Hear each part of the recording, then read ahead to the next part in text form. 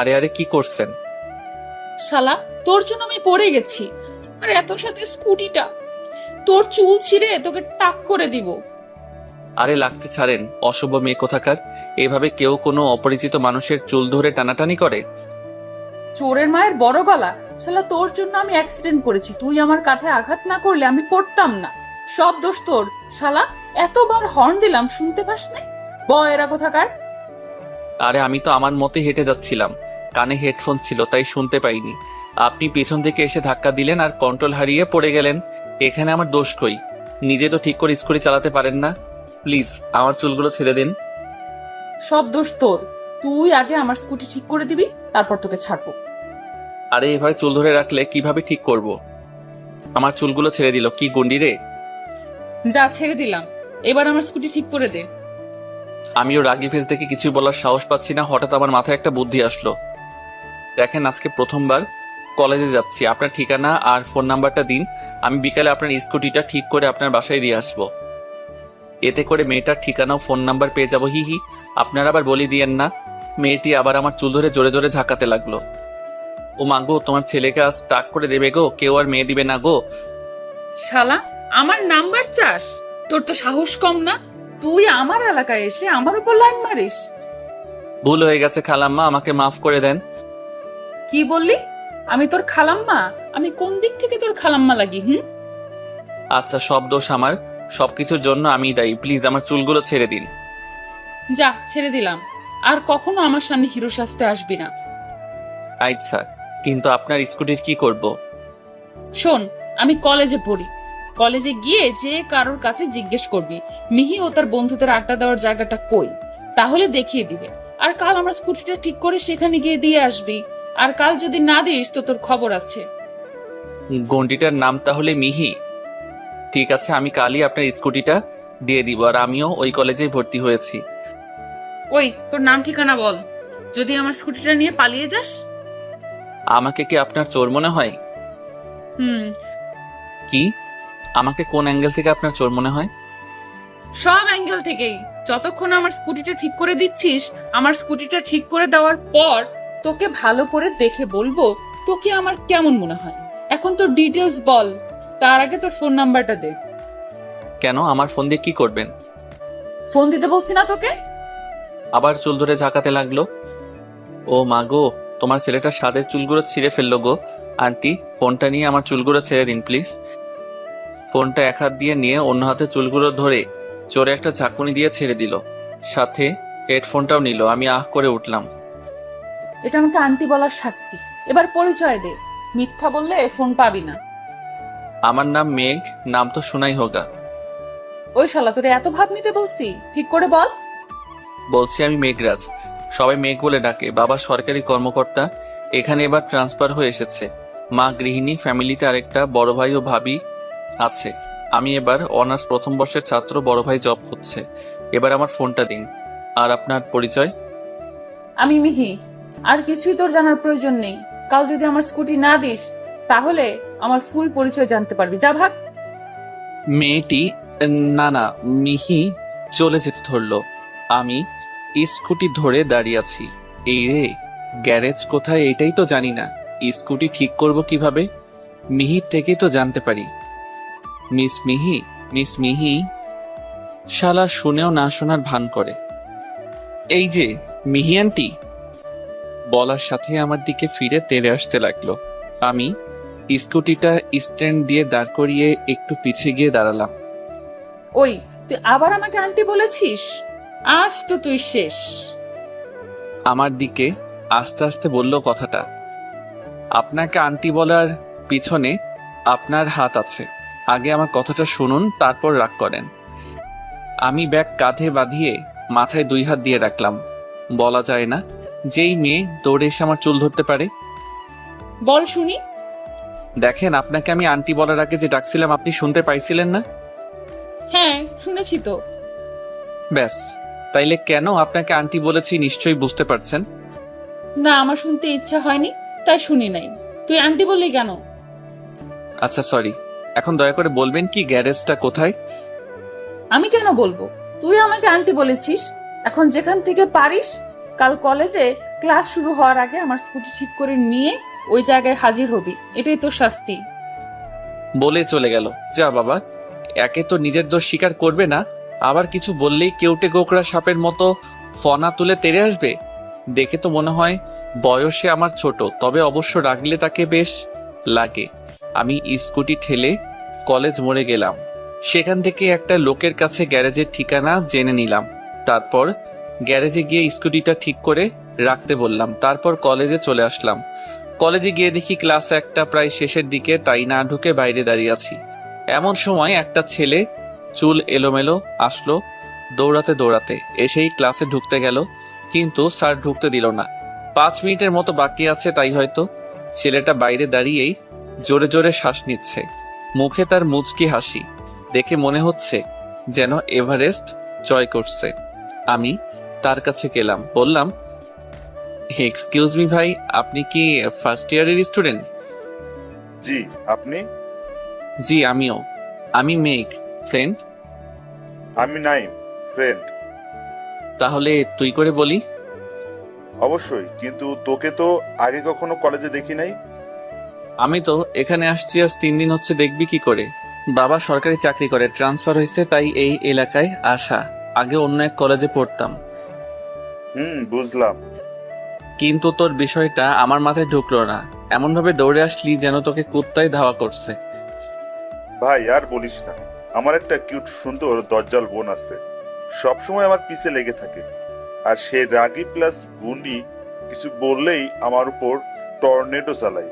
ছোট সন্তান, তাই বাবা মাও অনেক বেশি ভালোবাসে আর সবসময় ওর পক্ষ নিয়ে কথা বলে। আজকে সকালে ঘুমাইছিলাম, কলেজে না আসার ইচ্ছা ছিল। ভাই কি বলবো, বোনটা কই থেকে এসে চুল ধরে টেনে তুললো, তারপর আচ্ছা মতো কেলালো আর বলল শাহজাহান স্যারের ক্লাস চলাকালীন কলেজে উপস্থিত না হতে পারলে বাসায় গেলে আবার কেলাবে। ভাই ভালো স্টুডেন্ট হওয়ায় স্যারদের সাথেও তার ভালো সম্পর্ক। আমি নিশ্চিত ওই স্যারের কাছে ফোন করে শুনবে, আর স্যার যদি না বলে তাহলে আমাকে কাপড় কাচার মতো করে ধোলাই দিবে।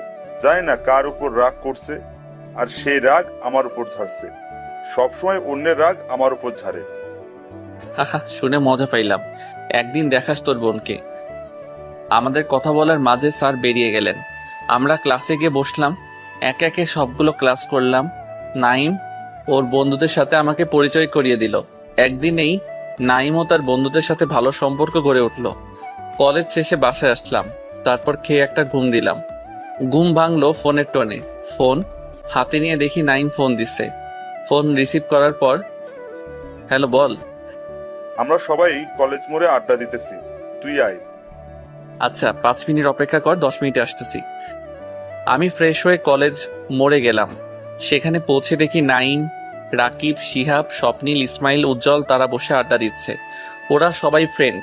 আজ কলেজে নাইম ওদের সাথে পরিচয় করিয়ে দিয়েছিল। আমি ওদের কাছে গেলাম, ওরা আমাকে বসার জায়গা করে দিল। আমি বসে বললাম, কিরে সবাই মনে হয় নাইমকে পচাচ্ছিস? দূর থেকে দেখে তাই মনে হলো। হরে ভাই, সারা সবগুলোর গার্লফ্রেন্ড আছে, আর আজ আমার নাই বলে। শালা, গার্লফ্রেন্ড বানাতে গেলে সাহস লাগে, তোর তো বেটা সেটাও নাই। দেখ, এই হালার বল দেয় দুটো চালায়, আর তুই সি। দেখলি ভাই, আজ আমার গার্লফ্রেন্ড নেই বলে এরা আমাকে কেমন করে অপমান করে। যা, তোকে কাঁদতে হবে না, আমি হেল্প করব তোর চরিত্র থেকে গার্লফ্রেন্ড না থাকার কলঙ্কটা মুছতে। আগে বল, তোর পছন্দের কেউ আছে নাকি? না। ঠাস ঠুস ধুরুম ধারাম, বুঝলেন না তো? নাইমের পাশে শিহাব বসেছিল। ওই হালায় আবার বেশ মোটা গোটা। ওই নাইমের মাথা নিচু করে ধরলো, অমনি সবাই নাইমের পিঠে যে যেমন পারলো হাত সাফ করলো, আমি বাদে। মিনিট খানেক পর ওকে ছেড়ে দিল। ও মারে জ্বলে গেল। শালা, আমার যেদিন গার্লফ্রেন্ড হবে সেদিন তোদেরকে এক এক করে দেখে নিব। সে তোর হলে দেখা যাবে। এই মেঘ, হালাই মিথ্যা বলছে। সেই ক্লাস 10 থেকে একটা মেয়েকে পছন্দ করে, কিন্তু বলতে পারে না, শুধু আমাদেরকে বলে দিতে বলে। ইন্টার ফার্স্ট ইয়ারের সময় আমরা জোর করে ওকে ওই মেয়ের কাছে প্রপোজ করতে পাঠাইছিলাম। হালাই কি বলছিলি জানি না, ফুলটা দিয়ে দৌড়ে চলে আসছিলি। এখনো শুধু দূর থেকে হা করে দেখা যায়, আবার বলে কি কাউকে পছন্দ করে না। তো কি করব? ওর সামনে গেলেই আমার হার্ট যেন মুখ দিয়ে বাইরে চলে আসার উপক্রম হয়। আমি কি করব? বেশ জটিল প্রেম তোর দেখছি। তো মেয়েটিও কি তোকে পছন্দ করে নাকি আর তার বয়ফ্রেন্ড আছে? না না, ওর কোনো বয়ফ্রেন্ড নাই। কিরে, অর্ধেক বলিস কেন? পুরোটা বল। দুজনে ক্যাম্পাসে বসে সেই 19 শতাব্দীর প্রেম লীলা চালায়। এ একবার ওর দিকে তাকায় আর ও একবার এর দিকে তাকায়। কি প্রেম মাইরি, কিন্তু কেউ কাউকে বলে না। ভাই, তার উপর আবার মেয়েটা ওর বোনের বেস্ট ফ্রেন্ড। ওই যে একবার ফুল দিয়েছিল, এইটা ওর বোন। কেমন যেন দেখা যায়। এর জন্য ওর বোন ওকে এমনভাবে খেলাইছিল যে 5 দিন কলেজে আসতে পারিস নাই। তার উপর আবার ওকে নিয়ে সেলুনে নিয়ে গিয়ে টাক করে দিয়েছিস। আচ্ছা, আমি তোদের প্রবলেম সলভ করে দিতে পারি, কিন্তু তার পরিবর্তে তোকে সবাইকে ট্রিট দিতে হবে। ভাই, আমি রাজি, কিন্তু আমার গুন্ডি বোনটা যেন আমাকে কিছু না বলে, সেটাও তোর মাথায় রাখতে হবে। ওকে ডান, কিন্তু এর জন্য তোকে ডাবল ট্রিট দিতে হবে। কি বলিস সবাই? ভাই, তোর সাথে আমরা একমত। হালার মোটকারে খাওয়ার কথা একবার বললেই হলো। আরো কিছুক্ষণ আড্ডা দিয়ে বাসায় চলে আসলাম। পরের দিন সকালে একটু আগে বাসা থেকে বের হলাম। তারপর গ্যারেজ থেকে মিহির স্কুটিটা নিয়ে সেটা চালিয়ে কলেজে আসলাম। মিহির বলা জায়গায় স্কুটিটা রেখে সেখানে বসে ফেসবুকে নিউজ ফিড দেখছি। কিছুক্ষণ পর হঠাৎ করে আমার উপর টর্নেডো শুরু হলো। বুঝলেন না তো? পিছে থেকে কেউ আমার চুল ধরে সেই জোরে ঝাঁকি দিচ্ছে। ও মারে, কে বে? চুল ছাড়, না হলে তোর খবর আছে। কিছু বলে না, বাট চুল ধরে ঝাঁকাতেই আছে যেন আমার সব চুল ছিঁড়ে ফেলবে। আমি মাথায় হাত নিয়ে যে আমার চুল ধরেছে তার হাত দুটো ধরলাম। ও মা, এত নরম হাত, একেবারে তুলোর মতো। নিশ্চিত কোন মেয়ে, কিন্তু আমি তো এখানকার কোনো মেয়েকে চিনিনি মিহি ছাড়া। তবে কি এটা মিহির হাত? আমি ওই হাত দুটো ধরে পিছনে ফিরলাম। এ মা, এ তো সত্যি সত্যি মিহি। ওই আপনার সমস্যা কি? যখনই দেখা হয় আমার চুলের উপর অত্যাচার করেন। অনেক বড় সমস্যা। কি সমস্যা? কাল দোষ ছিল আপনার, তাও আমার চুলগুলো ধরে আচ্ছা মতো ঝাঁকাইছেন, কিন্তু আজ তো আমি কিছুই করি নাই। তাইলে তুই আমার স্কুটি চালিয়েছিস কেন? যেখানে আমার পাপা ভাইয়া আমার স্কুটি চালায় না, সেখানে তোকে আমার স্কুটি চালানোর অধিকার কে দিয়েছে? এইটা কোনো কথা কইলেন আপনি? আমি কি সেই গ্যারেজ থেকে স্কুটিটা ঠেলে আনবো, নাকি তাও আবার ভালো স্কুটি? হ্যাঁ, তাই করবি। আচ্ছা বাদ দেন, আপনার স্কুটি তো আপনিই পেয়েছেন। এবার আমার ফোন আর হেডফোনটা ফেরত দেন। না দিলে? না দিলে আমি প্রিন্সিপাল স্যারের কাছে কমপ্লেন করব। এই তোরা শুনছিস? এই ব্যাটায় নাকি আমার বিরুদ্ধে প্রিন্সিপাল স্যারের কাছে কমপ্লেন করবে। মিহি ওর পিছনে থাকা বান্ধবীদের বলল কথাটা। প্রিন্সিপাল স্যার কে জানিস? আমার বড় পাপা। আর আমার পাপা এই শহরের পুলিশ কমিশনার। কারো সাহস নাই আমাকে কিছু বলার। এই যে তোর ফোন আর হেডফোন, ভাবছিলাম তোকে দিয়ে দিব, কিন্তু তোর মনে হয় নেওয়ার বেশি একটা ইচ্ছা নাই।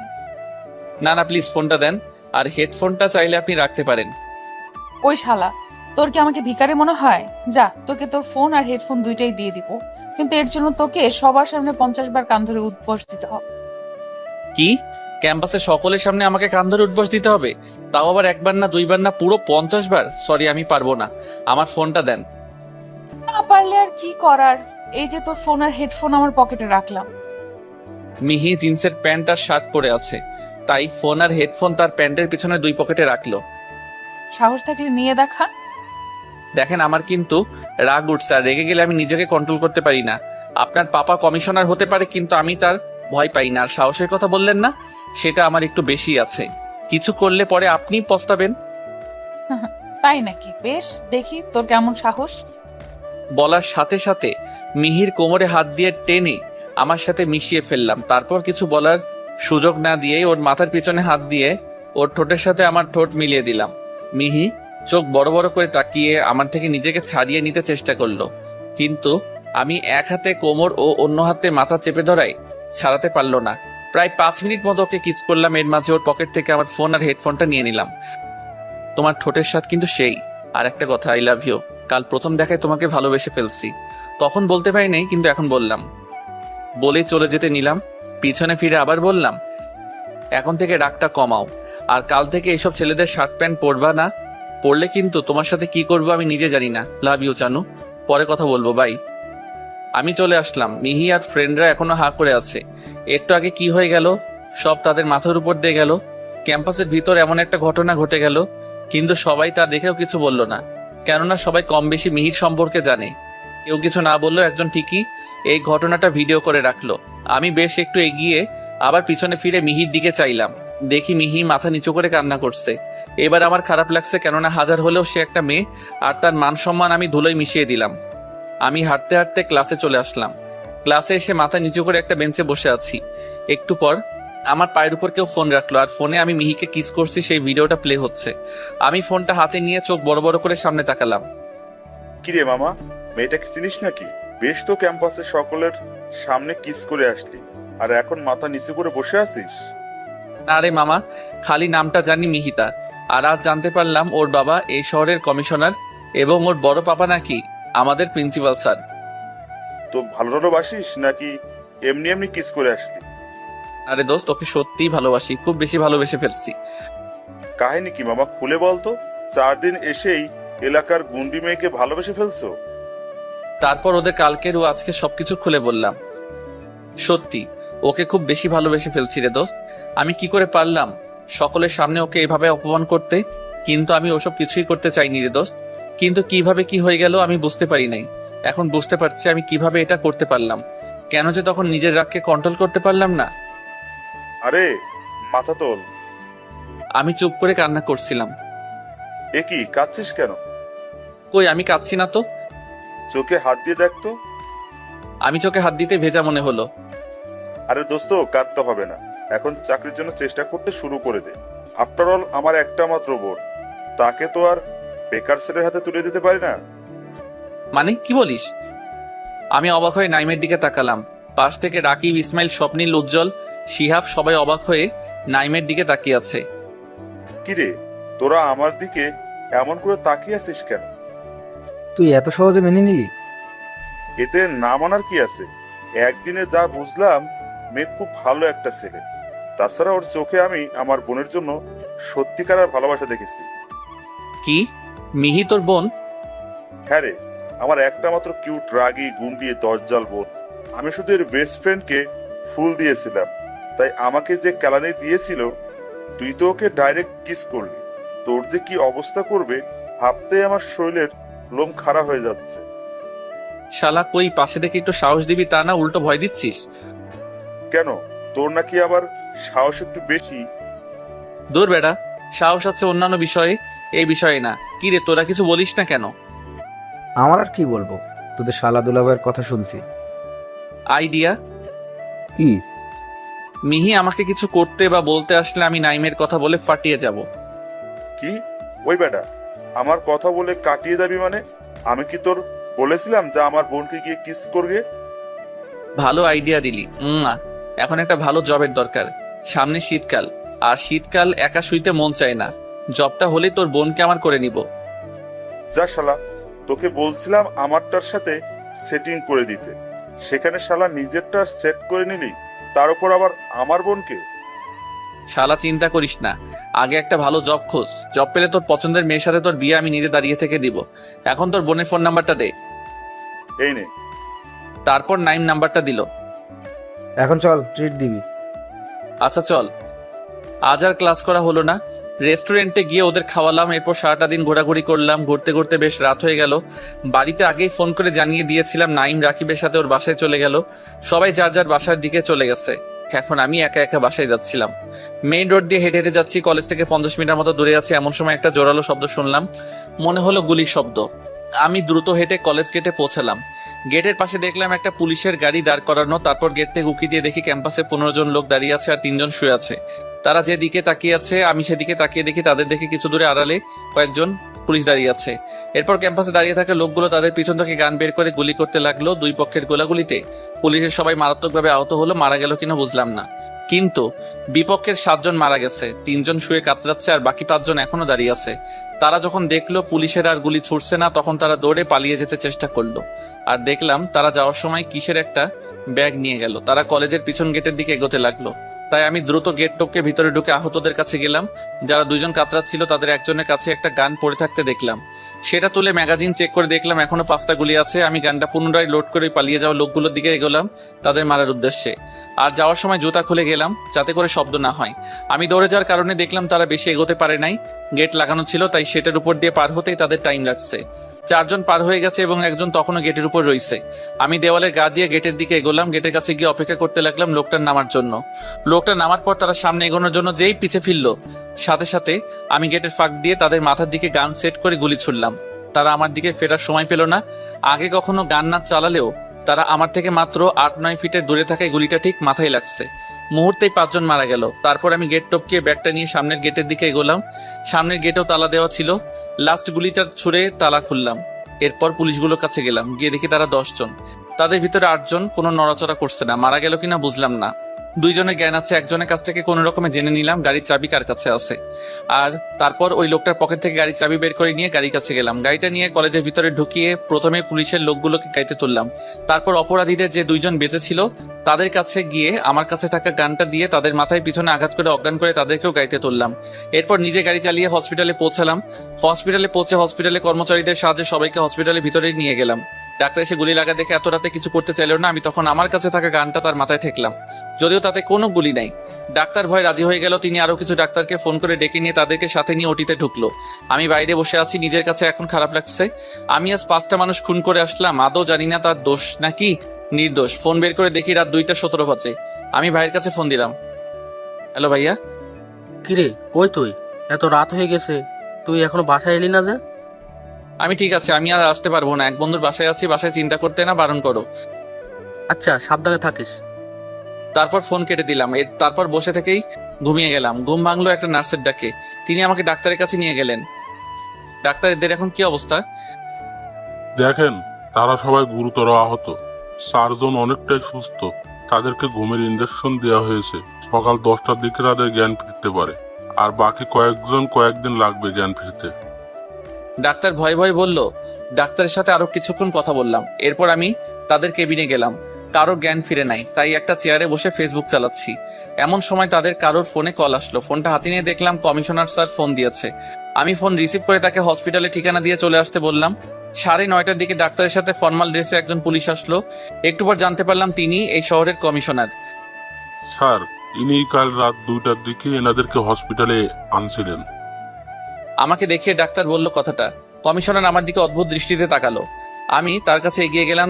এরপর আমার ব্যাগ থেকে কালকের সেই ঘটনাটা বের করে তাকে দিলাম। আর সেই ব্যাগটাও কাল থেকে ব্যাগটা আমার সাথেই রেখেছিলাম। এরপর কালকে সবকিছু খুলে বললাম। তিনি পকেট থেকে রুমাল বের করে সেটা দিয়ে ধরে গানটা নিল। তারপর ব্যাগটা ফ্লোরে রেখে সেটা খুললো। তারপর আরো কিছু কাজ করলো। তারপর দাঁড়িয়ে আমাকে তার কাছে ডাকলো। তোমার পরিচয়? জি স্যার, আমি মেঘ, কলেজে অনার্স ফার্স্ট ইয়ার স্টুডেন্ট। আর পরিচয়? আমার পরিচয় দিলাম। স্যার অবাক হয়ে আমার দিকে তাকালো। তুমি কি জানো এই ব্যাগে কি আছে? না স্যার, আমি ব্যাগটা খুলি নাই। কিভাবে বলবো স্যার?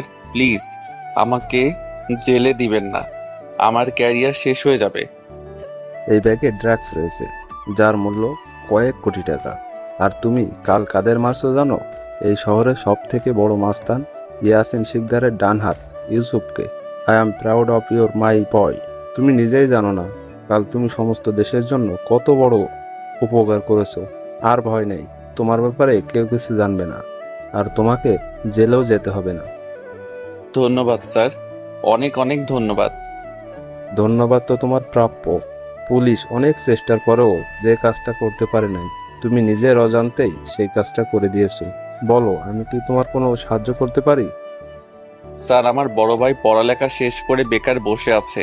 চাকরির ইন্টারভিউ দিতে গেলেই টাকা চায়। যদি তার জন্য কিছু একটা করে দিতে পারেন তাহলে। বুঝছি, এই নাও আমার কার্ড।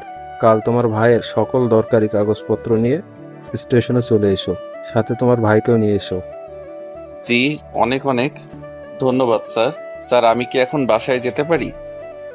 অবশ্যই। আর হ্যাঁ, কাল মনে করে আমার সাথে দেখা করবে।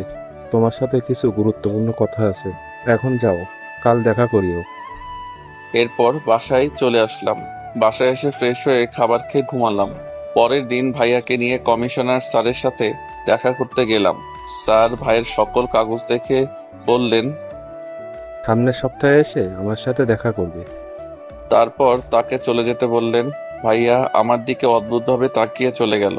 তারপর স্যার বললেন, তুমি যে কাজটা করেছো তার জন্য আমাদের পুলিশ ডিপার্টমেন্টের সম্মান অনেকটা বেড়েছে। আমি চাই তুমি পুলিশে জয়েন করো। তোমার মতো সাহসী ছেলে পুলিশে অনেক দরকার। আচ্ছা স্যার, আমি রাজি। কিন্তু স্যার, আমি কিছু শর্ত আছে। আমি স্পেশালভাবে নিয়োগকৃত আন্ডার কভার অফিসার হয়ে যোগ করতে চাই, যে নিজেই অপরাধীদের সরাসরি যে কোনো শাস্তি দিতে পারবে, আর কেউ আমাকে কোনো প্রকার অর্ডার করতে পারবে না। যদি আমার শর্তে রাজি হন তাহলে আমিও রাজি। ঠিক আছে, আমাকে একদিন সময় দাও, কাল তোমাকে জানাবো। তোমার নাম্বারটা দাও। স্যার, একটা কথা, আমি আমার বন্ধুদেরকেও আমার সহযোগী হিসেবে চাই। যদি তারা রাজি হয় আমি ওদের সাথে কথা বলবো, যদি আপনি আমার শর্তে রাজি হন। ওকে, তুমি এখন যাও, কাল ফোন দিলে চলে এসো। তোমার বন্ধুদের সাথে কথা বলে দেখো, তারা রাজি হলে তাদেরকেও নিয়ে এসো। বাসায় ফিরে লাঞ্চ করে ঘুমালাম। বিকালে নাইমের ফোনে ঘুম ভাঙলো। আরে দুলা ভাই, কই আছিস? মাঠে চলে আস, খেলা আছে। বাজ ধরছি 3,000 টাকা। আবে সালা, সম্মান দিয়ে কথা বল। আর এখন ঘুমে আছি, আমি যেতে পারবো না। তোর সম্মানের গুলি মারি। ভাই আস না প্লিজ। ওকে, আসবো যদি খেলায় জিততে পারি। 2,000 টাকা আমার। যা ভাগ খালা, আমরা কি আঙুল চুষবো?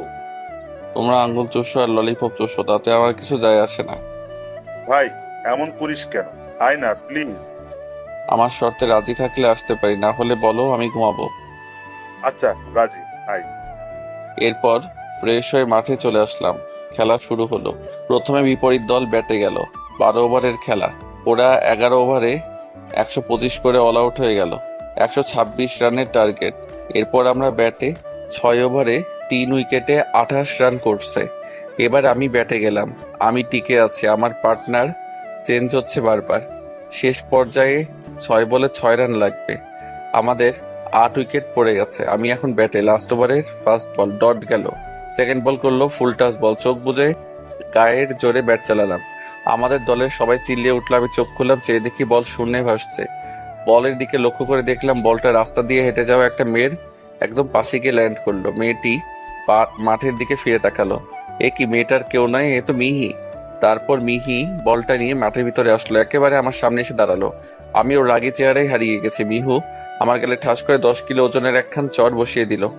ভাই কি বলো, মিহু দেখতে যেমন সুন্দর, সেই সাথে সাথে সেই লেভেলের রাগী। চড় খেতে বাস্তবে ফিরলাম। গালে হাত দিয়ে সামনে তাকিয়ে দেখি মিহি দাঁড়িয়ে। আরে ওই তো রাস্তায় ছিল, এখানে কেমনে আসলো?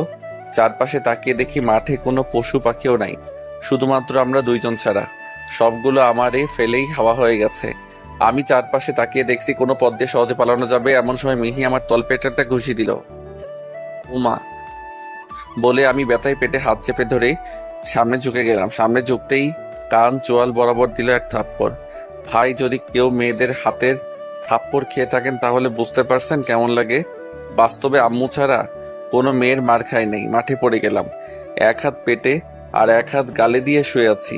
মিহি কোনো সময় বা সুযোগ না দিয়েই আমার বুকের উপর বসলো, আর বসতেই আমার চুলগুলো মুঠি করে ধরলো। এরপর শুরু হলো ঝাঁকানি। মনে হচ্ছে আমার ঘাড়, মাথা আর চুলের উপর দিয়ে 2009 সালের মতো একটা আইলা ঝড় বয়ে চলেছে। কতক্ষণ ঝাঁকাইলো বলতে পারবো না। ছেড়ে দেওয়ার পর মনে হলো আমার মাথা আর আমার শরীরের সাথে জুড়ে নেই, যেন আলাদা হয়ে গেছে। চুল ছেড়ে দেওয়ার পর আমি মিহির দিকে তাকালাম। চোখে চোখ পড়তেই দেখি মিহির চোখ দিয়ে আগুন ঝরছে। আমি ওর চোখের দিকে তাকিয়ে থাকার সাহস পাইনি। মাটিতে মাথা দিয়ে চোখ বুজে শুয়ে রইলাম। মিহি এখনো আমার বুকের উপর বসে আছে। হঠাৎ জোরে উম্মা শব্দ করে গালে একটা কিস করে উঠে দাঁড়ালো। গালে মিহির নরম ঠোঁটের ছোঁয়া পেয়ে চোখ খুলে দেখলাম মিহি আমার বুকের উপর থেকে উঠে যাচ্ছে। মিম দাঁড়িয়ে আমার দিকে একটু সময় চেয়ে থেকে চলে গেল। আমি মিহির দিকে হা করে চেয়ে আছি। মিহি একটুখানি সামনে গিয়ে ফিরে তাকালো। মিহি ফিরে তাকাতেই আমি জোরে বললাম, ইয়াহু বলে চেঁচিয়ে উঠলাম। মিহি আমার কাণ্ড দেখে একটা মুচকি হাসি দিল। হাসিটা সোজা আমার বুকে এসে লাগলো। 2 হাত দিয়ে হাটে জায়গায় চেপে ধরালাম। আমি বুকে হাত দিয়ে মিহির দিকে তাকিয়ে আছি। আমার বুকে হাত দেওয়া দেখে মিহি শব্দ করে হেসে উঠল। পাগল একটা। বলে সামনে তাকিয়ে হাঁটতে শুরু করলো। আমি ওর যাওয়ার পথে চেয়ে আছি। এমন সময় কেউ আমার পায়ে জোরে এক লাথি দিল। পিছনের দিকে তাকিয়ে দেখি হারামিরা দাঁড়িয়ে হাসছে। কিরে, কেমন কেলানি দিল? আর তুই খাইলি কেমন? পেট ভরছে? নাইমের কথা শুনে সবকটা জোরে জোরে হাসতে লাগলো। আমি উঠে বসতে গেলাম, কিন্তু মিহি এমন ঝাঁকানো ঝাঁকাইছে যে উঠতে গেলে ঘাড়ে ব্যথা পেলাম। ফের শুয়ে পড়লাম। এটা দেখেই সবগুলো আবার হাসতে শুরু করলো। হাসতে হাসতে সবগুলো মাঠে গড়াগড়ি খাচ্ছে। আমি মনে মনে ভাবছি, দাঁড়া হালারা, আমি একবার সুস্থ হয়ে নেই, তোদেরকেও তোদের গার্লফ্রেন্ডের হাতে এমন কেলানি খাওয়াবো। ওই চুপ হালার পুতেরা, আগে আমাকে টেনে তোল। মাগো, আমি আজকে চুল কেটে ফেলবো।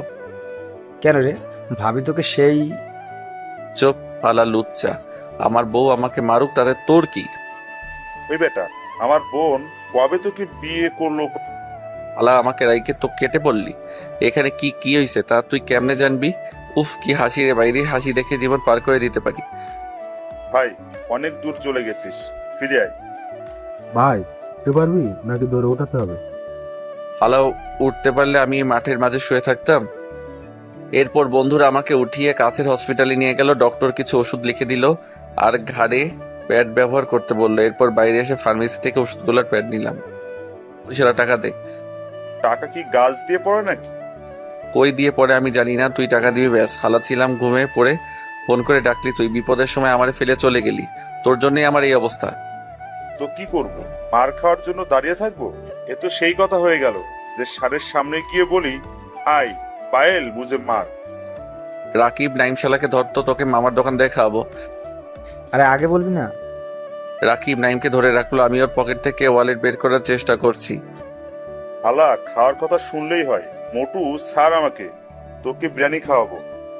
আমি নাইমের পকেট থেকে ওয়ালেট বের করে নিলাম। রাকিব ছাইরা দে হালাকে, আর হোটেলে নিয়ে যা, পেট পরে খাবি। নাইম নিজেই খাওয়াতে চাইছে। হালা, তোকে তো হালা না দুলা ভাই বলার, ধর তোর ওয়ালেট। নাইম ওয়ালেট খুলে দেখলো ও কয়েকটা খুচরা টাকা ছাড়া কিছুই নাই। হালা, এটা কি হইলো? এইটা তোর শাস্তি। আমি বাসায় যাচ্ছি, তুইও যা। বাসায় যাওয়ার ভাড়াটা দে তো। হাইটা হাইটা যা। কি হাইটে হাইটে বাসায় গেলে আমাকে আর খুঁজে পাবি না। যখন আমার রাইকা পালাইছিলি তখন তো ভাবিস নাই তোর বোন আমার কি হাল করবে। এখন নিজের বেলায় যত চিন্তা, যা ভাগ হালা। আমি ট্যাক্সিতে উঠে বাসায় চলে আসলাম। বাসায় গিয়ে কলিং বেল বাজাচ্ছি। দরজা খুললো আমার ভাবি। সে আমায় দেখে অবাক হয়ে বলে, কিরে, এখানে সুস্থভাবে আসলি ঘাড়ে প্যাড লাগিয়ে? কি হয়েছে? আর বলিও না ভাবি, তোর সুইট কিউট দজ্জাল যায় আমার এই হাল করছে। কি বললি আর একবার বলতো? আমি ঠিক শুনতে পাইনি। আমার যা, তলে তলে টেম্পো চালাও আর বললি হরতাল। কি হয়েছে রে দিয়া? কে টেম্পু চালায়? এই কেলে করছে, মা জানলে আমাকে আর শান্তিতে থাকতে দিবে না। ভাবি প্লিজ। না, কোনো কথা শুনবো না। মা, দেখে যাও তোমার ছোট বৌমা তোমার ছোট ছেলের কি হাল করছে। দেখি দেখি, কে আমার ছেলেটার কি করলো? মা দরজার কাছে আসলো। আসতে হা করে আমার দিকে তাকিয়ে আমাকে দেখতে লাগলো। তারপর জোরে জোরে হাসতে লাগলো। ভাবিও সেই সাথে চোখ দিল।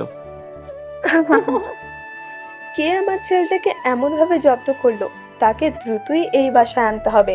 কই, জলদি বল আমার বৌমার বিষয়। কি? কেডা তোমার বৌমা? যে তোর এই হাল করছে সেই। তোর বলতে হবে না, একটা ছবি দেখাতো আমার বৌমার। আর নামটা, নামটা বলতো। আগে আমাকে ঘরে তো ঢুকতে দাও। আগে নাম বলবি, তারপর ছবি দেখাবি, না হলে ঘরে ঢুকতে পারবি না। বিয়ে না হতেই এই অবস্থা, বিয়ে হওয়ার পর তো। এত বেশি কথা বলিস কেন? নাম বল। ডাক নাম মিহি, পুরো নাম জানি না। আর ওর কোনো ছবি নেই আমার কাছে। কি বললি? প্রেম করছিস অথচ গার্লফ্রেন্ডের নাম জানিস না? কোনো ছবি নেই ফোনে? তুই তো জাতির কলঙ্ক। ভাবি চুপ। আমার বৌমার ছবি আর ফুল ডিটেলস নিয়েই হাজির হবি, তারপর তোকে ঘরে ঢুকতে দিব। আর যদি না নিস, তোকে ঘরেও ঢুকতে দিব না, আর তোর খাবারও বন্ধ। ভাবি আমুর বসে দাঁড়িয়ে মিটি মিটি হাসছে। ভাবি তুই মাকে একটু বোঝাও, কাল সব এনে দিব প্লিজ। ও কি বুঝাবে আমাকে? আমি যা বলছি তাই কর। ঠাস করে দরজা বন্ধ করে দিল। আমি বাইরে দাঁড়িয়ে নাইমকে ফোন দিলাম। হালাই রিসিভ করে না। 6-7 বার কল দেওয়ার পর ধরলো। হালার পুত, কই মরছিলি? জলদি তোর বোনের ছবি সহ ফুল ডিটেলস টেক্সট কর 10 মিনিটের ভেতর। হালা, আমি এখন রাস্তায় আছি, হেঁটে হেঁটে বাসায় যাচ্ছি। আর কি ওর জন্ম কুণ্ডলী নিয়ে বসে আসিস নাকি? আচ্ছা আচ্ছা, রাগিস কেন? কয়েকটা ছবি সেন্ড কর প্লিজ। যা হালা, দিব না। ভাই প্লিজ, আমারে ঘরে ঢুকতে দিচ্ছে না যতক্ষণ না তোর বোনের ছবি দেখাচ্ছি আর ওর ফুল ডিটেলস দিচ্ছি। প্লিজ অন্তত কয়েকটা ছবি সেন্ড কর। আমার বেলায় মনে ছিল না যে অন্তত গাড়ি ভাড়াটা রেখে যা। আমি এখন বাসায় যাব, রেস্ট নিব, তারপর গিয়ে তোকে ছবি দিব। এতক্ষণ ভালোভাবে বললাম, দাঁড়া তোর বোনকে কল দিচ্ছি, তারপর তোর নামে কেস করছি। যা পারিস করগে। ওকে ওয়েট কর, 5 মিনিটের ভিতর তোর বোন তোকে ফোন দিবে, দেখাচ্ছি মজা। আমি মিহির নাম্বারে ফোন দিলাম। নাইমের থেকে আগে নাম্বার নিয়েছি, কল দিতে রিসিভ করলো। কেমন আছেন? একে আমি তো মিহিকে আমার নাম্বার দেইনি, তাহলে আমাকে চিনলো কি করে? না না, চিনতে পারিনি, আমাকে তো তুই করে বলে। আমি এসব ভাবছি। হ্যালো, কই হারায় গেলেন মিস্টার মেঘ? তুমি আমাকে চিনলে কেমন করে? না চেনার কি আছে, আপনি মেঘ তো। জি, কিন্তু তুমি আমার নাম্বার পাইলে কই? তোমাকে তো আমার নাম্বার দেইনি, আর কল দেওয়ার সাথে সাথে রিসিভ করছো। ফোন হাতে নিয়ে বসেছিলে নাকি? খুব মিস করছিলাম আপনাকে, তাই তো বসে বসে আপনার ছবি দেখছিলাম। আর নাম্বার তো আমি প্রথম দিন ঝগড়ার মাঝেই নিয়ে নিছিলাম। এ কি, তুমি দেখি আমার থেকে এক কদম এগিয়ে। তো ছবি তুললে কখন? আমি তুলি নাই তো, আমার বান্ধবীদের দিয়ে তুলাইছিলাম। এত কিছু হয়ে গেল, কিন্তু আমি তোমার মুখ থেকে আসল কথাটা শুনতে পেলাম না। এখন তো আমি বুঝে গেছি তুমিও আমাকে পছন্দ করো। আর কতদিন ওয়েট করতে হবে সেই কথাটা শোনার জন্য? এত ব্যস্ত কেন? জানেন না সবুরের ফল মিষ্টি হয়? এই, আপনি বাদ দাও তো, এখন থেকে তুমি করে বলবা। হ্যাঁ, এখন কি করো? বাসার বাইরে দাঁড়িয়ে আছি। আম্মু আর ভাবি মিলে বাসায় ঢুকতে দিচ্ছে না। কেন? বিকালে মাঠে যেইভাবে চুল ধরে থাকাইছো, ঘাড়ে ব্যথা হইছে। ডক্টরের কাছে গেলে প্যাড ব্যবহার করতে বলছে, তাই ফার্মেসি গিয়ে প্যাড কিনে সেটা লাগিয়ে বাসায় আসছি। তার উপর গালে যেই জোরে থাপ্পড় দিছিলা, পুরা 5 আঙ্গুলের ছাপ হয়ে গেছে গালে। ভাবি এইসব দেখে জিজ্ঞেস করছিল কে করছে। আমি আনমনে বলে ফেলছি তোমার যা। ব্যাস হয়ে গেল। সাথে সাথে মাকে ডেকে বলছে, আর আম্মু তোমার ফুল ডিটেলস আর ছবি চাইছে। কিন্তু আমার কাছে তো কোনোটাই নাই, তাই বললাম আমার কাছে এখন কোনোটাই নেই, কাল দেখাবো। কিন্তু আম্মু আমার কোনো কথাই শুনলো না। ঘরে তো ঢুকতেই দেয়নি, উপর থেকে খাওয়া বন্ধ করে দিচ্ছে। তোমার বিভীষণ মার্কা ভাইয়ের কাছে তোমার ছবি চাইছি, শালা আমাকে তোমার ছবিও দেয়নি। বলছি কি তোমার ছবি কি, তোমার কিছু ছবি টেক্সট করে দাও না আমায় প্লিজ, না হলে আজকের বাসায় ঢুকতে দিবে না। আমার শাশুড়ি মা তো খুব এই কি বললে? তোমার শাশুড়ি মা? দেখছি খুব জলদি এই বাসায় আনার ব্যবস্থা করতে হবে। ভালো ছাড়া কিন্তু। তুমি বললে কিছু না, আমি বললেই দোষ? এত কিছু বলছো, কিন্তু যেই কথাটা শোনার জন্য মনটা ছটফট করছে সেই কথাটা বলতে পারছো না। একবার বলো না আই লাভ ইউ প্লিজ। না, আমার বুঝি লজ্জা করে না? বলে কি গন্ডির আবার লজ্জা? এই কি বললি? ওই কিছু না তো শোনা, বলছি তোমার কিছু ছবি দাও না। তুই আমাকে গুন্ডি বলেছিস? যা, দিব না তোকে আমার ছবি, বাইরে দাঁড়িয়ে থাক। আরে আরে, তোমার ভাই আমার সামনে তোমাকে গুন্ডি দজ্জাল এগুলো বলে, তাই মুখ ফসকে বেরিয়ে গেছে। ওই যে বলে না স্লিপ অফ টাং, ওইটা হয়ে গেছে। সরি সোনা। হারামজাদা, আজকে বাড়ি আসুক, আজকে ওর একদিন কি আমার একদিন। আজকে ওকে দজ্জাল কাকে বলে কত প্রকার সব হারে হারে বুঝিয়ে দেব। ফোন রাখ। এই শুনো, যা কেটে দিল, আমারই ভালো হয়েছে। আমি লাইনটাও ক্লিয়ার হয়ে গেল, আর নাইমের উপর প্রতিশোধটাও নেওয়া হয়ে গেল। প্রায় 5 মিনিট পর মিহি ছবি পাঠালো। ছবিগুলো দেখে আবার ক্রাশ খাইছি। ফোনের উপরে বেশ কয়েকটা কিস করে দিলাম। এবার দরজায় টোকা দিলাম। একটু পর আম্মু খুললো। কি হয়েছে? যা বলছিলাম আনছিস? না, আবার দরজা বন্ধ করতে গেল। আমি হাত দিয়ে বাধা দিলাম। আরে শুনো তো, ওর ছবি আনছি। ডিটেলস আনতে গেলে ওর সাথে দেখা করতে হবে, কাল এনে দেব। কই দেখি ছবি দেখা। পছন্দ না হলে আজ তোর একদিন কি আমার একদিন। আমি ফোনে মিহির ছবি বের করে দিলাম। আম্মু মিহির ছবি দেখে ভাবিকে ডাক দিল। দিয়া মা, দেখে যা কি সুন্দর মেয়ে পছন্দ করছে আমার ছেলে। আয় বাবা, ঘরে আয়। খুব ক্ষুধা লাগছে না তোর? তোর পছন্দের খাবার রান্না করে দিচ্ছি, তুই ফ্রেশ হয়ে আয়। এ কি আমার মা? একটু আগেই না আমায় ঘরে ঢুকতে পর্যন্ত দিল না। মা পাগল টাগল হয়ে গেলে নাকি? ভাবি দেখে যাও, মা পাগল হয়ে গেছে। কি হয়েছে রে মেয়ে? মা এমন চিৎকার করিস কেন? দেখ কি সুন্দর মেয়ে পছন্দ করছে আমাদের মেঘ। কই দেখি দেখি। আম্মু আর ভাবি কথা বলছে। আমি উপরে চলে গেলাম আমার রুমে। ঘাড়ে ব্যথা, তাই ফ্রেশ হতে অনেক সময় লাগলো। ফ্রেশ হয়ে নিচে আসলাম খাওয়ার জন্য। ও মা, টেবিলে আমার সব পছন্দের খাবার সাজানো। বাবা আর ভাইও চলে আসছে, তারাও বসে আমার জন্য ওয়েট করছে। আমি গিয়ে একটা চেয়ারে বসলাম। মা ভাত দিল, সবাই চুপ করে খাচ্ছে। আজ টেবিলে অন্য দিনের মতো কোনো কথা হচ্ছে না। এমন সময় আম্মু বলে উঠলো, বাবা, কবে আনছিস আমার ছোট বৌমাকে? কথা শুনে আমি বিষম খেলাম। কাশতে কাশতে মুখ দিয়ে লালা বেরিয়ে গেল। খাবার সময় এসব কথা বলার কি দরকার ছিল? কি এমন বললাম? শুধু কবে আমার বৌমাকে বাসায় আনবে তাই জিজ্ঞেস করলাম। মা, এখনো বিয়ে হয়নি ওদের। তো কি হয়েছে, হয়ে যাবে। আমি কোনো কথা না বলে চুপ করে আমার রুমে চলে আসলাম। শুয়ে রেস্ট নিচ্ছি, ঘুম ঘুম পাচ্ছে, এমন সময় ফোন বেজে উঠলো। ফোন হাতে নিয়ে দেখলাম মিহির বাবার ফোন, মানে কমিশনার স্যারের ফোন। স্যার কেমন আছেন? ভালো। শোনো, আমি আরও কিছু অফিসারের সাথে তোমার বিষয়ে কথা বলেছি, তারাও রাজি হয়েছে, কিন্তু একটা শর্ত দিয়েছে, যে কোনো অপরাধীকে জানে মারার আগে তার সকল অপরাধের প্রমাণ আগে জমা দিতে হবে, তারপর তাকে মারতে পারবে। জি স্যার, বুঝছি। আপনি কাল 11টার দিকে সকল অফিসারদের নিয়ে একটা মিটিং ডাকুন। আমি আমার ফ্রেন্ডদের নিয়ে মিটিংয়ে উপস্থিত হব। স্যার, আরেকটা কথা ছিল। বলো। স্যার, আমার ফ্রেন্ডের ভিতর আপনার ছেলেও আছে। আমি চাই নাইমও আমার সাথে পুলিশে যোগদান করুক। নাইমের ইচ্ছা থাকলে করতে পারে। ইনফ্যাক্ট আমিও চাই নাইম পুলিশে জয়েন করুক। অনেক অনেক ধন্যবাদ স্যার, কাল একেবারে মিটিংয়ে দেখা হবে। ওকে। এরপর ঘুমিয়ে গেলাম। পরের দিন সকালে ঘুম থেকে উঠে আগে ফোন করে বন্ধুদের সকলকে 9টায় কলেজ ক্যাম্পাসে উপস্থিত হতে বললাম। তারপর সকল কাজ সেরে কলেজে চলে আসলাম।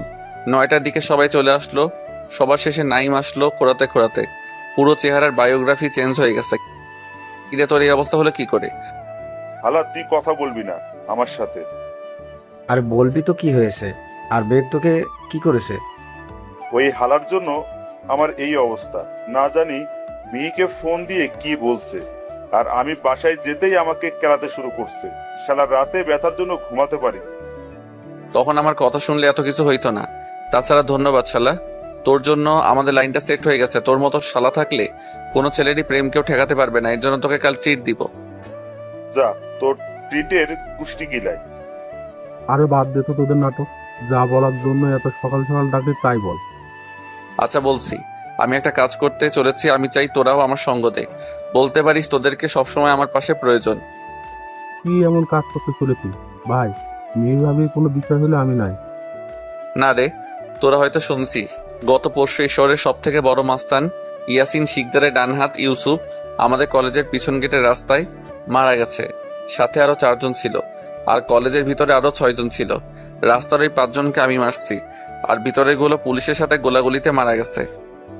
ওরা সবাই অবাকের চূড়ান্ত পর্যায়ে পৌঁছে গেছে। কি এত কিছু হয়ে গেছে আর আমাদের জানে না? কিভাবে কি হয়েছে খুলে বল। আমি ওদেরকে সেদিনের রাতের সব কাহিনী খুলে বললাম। তারপর কমিশনার স্যারের সাথে যেসব কথা হয়েছে সেগুলো বললাম। এখন বল, তোরা কি আমার সাথ দিবি? না হলে বল, আমি তোদেরকে জোর করব না। আর কি বলিস, আমরা সবাই তোর সাথে আছি। কিন্তু আমার বাবার থেকে মত নিতে হবে। আমি তোর বিষয়ে তোর বাবাকে বলছি, শ্বশুর আব্বা রাজি হয়েছে। আর শোন, আজ 11টায় একটা মিটিংয়ে যেতে হবে সবাইকে, তাই সবাই এখনই বাসায় গিয়ে রেডি হয়ে আয়। আর এতক্ষণ যা কিছু বললাম তার সবকিছু যেন সিক্রেট থাকে, এমনকি তোদের মা বাবাও যেন জানতে না পারে। এরপর সবাই মিটিংয়ে গেলাম। সেখানে অনেক অফিসার ছিল, তারাও আমার দেওয়া শর্তে রাজি হলো। এরপর ঠিক হলো আমাদের স্পেশালভাবে 1 বছরের ট্রেনিং দেওয়া হবে। কমিশনার স্যারের সাথে স্টেশনে আসলাম। স্যারকে বললাম, স্যার, আমাদেরকে যেখানে ট্রেনিং দেওয়া হবে সেখানকার একটা কলেজে ভর্তি করে দেওয়া হলে আমাদের পড়াশোনা চালিয়ে যেতে পারবো। আমি সব ব্যবস্থা করে দিব, তোমরা চিন্তা করো না। আর সামনের মাসের 1 তারিখ থেকে ট্রেনিং শুরু হবে। তারপর চলে আসলাম। পরের দিন কলেজে গেলাম। ক্যাম্পাসে বসে আড্ডা দিচ্ছি, এমন সময় কেউ আমার পিঠে হাত রাখলো। বন্ধুরা সব আমার পিছে তাকিয়ে এক এক করে উঠে গেল। আমি পিছনে তাকিয়ে দেখি মিহি। ওরা চলে গেল কেন? আমি ইশারায় চলে যেতে বলেছি। কেন? ওমা, তোমার সাথে কথা বলবো, সেখানে ওরা থেকে কি করবে? তাছাড়া ভাই ছিল না ওদের সাথে। আমার বুঝি লজ্জা শরম নাই? ওরে আমার লজ্জাবতী লতারে, দেখি দেখি তাকাও আমার দিকে। মিহি আমার দিকে তাকাতে ওর গেলে একটা কিস করে দিলাম। এই কি করছো? সবাই দেখছে তো। ওহ, তার মানে আড়ালে করতে সমস্যা নেই। ওকে চলো পার্কে যাই। তারপর ভালো হচ্ছে না কিন্তু। ভালো তো তুমি আমার সাথে করছো না। আমি যে কথাটা তোমার মুখ থেকে শুনতে চাইছি সেটা বলছো না। আরে বাবু, বলবো তো, এত উতলা হয়েও না। এই একদম বাবু বলবা না। আজকে তোমার সাথে বিয়ে হলে কালকে তোমাকে একটা বাবু গিফট করতে পারবো। ওকে ওকে, তো কি বলে ডাকবো তোমায়? যা খুশি বলো, কিন্তু বাবু বলে ডাকবে না। ওকে চলো, ফুচকা খেতে যাবো। এই আগে তোমার ফুল ডিটেলস বলো। আজকে বাসায় গিয়ে যদি বলতে না পারি তাহলে নিশ্চিত আমাকে বাসা থেকে বের করে দিবে। ওকে বলছি। এরপর মিহি ওর ফুল ডিটেলস বলল। এবার চলো ফুচকা খেতে। এই তুমি না ইন্টার ফার্স্ট ইয়ারের স্টুডেন্ট? যাও, তোমার ক্লাস চলছে আর তুমি যাবে ফুচকা খেতে? যাবো না, আগে ফুচকা খাবো তারপর ক্লাসে যাবো। না, আগে ক্লাস করবে, ক্লাস শেষে তোমাকে ফুচকাও খাওয়াবো আর ঘুরতেও নিয়ে যাবো। যাও, ক্লাসে যাও। বাবুটা, সরি আর বলবো না। তোমার কথা শুনেই ক্লাসে যাচ্ছি। ক্লাস থেকে বের হয়ে যেন তোমাকে দেখতে পাই, না হলে কিন্তু। আরে কথায় কথায় রেগে যাও কেন? যাও, তোমার ক্লাসের সামনে দাঁড়িয়ে থাকবো? মিহি চলে গেল ক্লাসে, বন্ধুরা ফিরে আসলো। দেখছিস শালা, আমার সামনে আমার বোনের সাথে প্রেম করে, ওকে কিস করে। কথা ছিল আমার লাইনটা সেট করিয়ে দিবে, সেখানে নিজেই খাম্বা পিলার গেড়ে বসে গেল। এই সম্মান দিয়ে কথা বলবি, দুদিন বাদে তোর দুলাভাই হব। রাখ তোর সম্মান। আর 13 দিন বাকি আছে ট্রেনিং এর। 13 দিন পর অন্য কোথাও চলে যেতে হবে 1 বছরের জন্য। এর ভিতর শ্রাবণী যদি আমাকে দেখতে না পেয়ে অন্য কাউকে ভালোবেসে ফেলে, তখন আমার কি হবে? তোকে 1 সপ্তাহ সময় দিলাম। এর ভিতর যদি আমার লাইনটা সেট করিয়ে দিতে না পারিস, তাহলে তোর এই ভিডিও আমি বাবাকে দেখাবো। তারপর কি হবে তুই নিজেই ভেবে দেখ। আরে ভাই, রাগ করিস কেন? আমি কি বলছি তোর লাইন সেট করে দিব না? আর আমার সাথে মিহির ভালো আন্ডারস্ট্যান্ডিং তৈরি না হলে তোর বিষয়টা ওকে বললে তোকে তো কেলানি দিবে, সাথে আমাকেও দিবে। আমি এত কিছু বুঝি না। 1 সপ্তাহের ভিতর সব ঠিক করে দিবি। আচ্ছা দিব, এখন চল ক্লাসে যাই। এরপর ক্লাসে চলে গেলাম। 12:37 বাজে। সেই 1 ঘন্টা আগে থেকে মিহির ক্লাসের সামনে দাঁড়িয়ে আছি। 40 বাজতেই স্যার বেরিয়ে গেল। তারপরে মিহি আর ওর বান্ধবীরা বেরোলো। ওদের নিয়ে চলে আসলাম ক্যান্টিনে। সবার জন্য ফুচকা অর্ডার করলাম।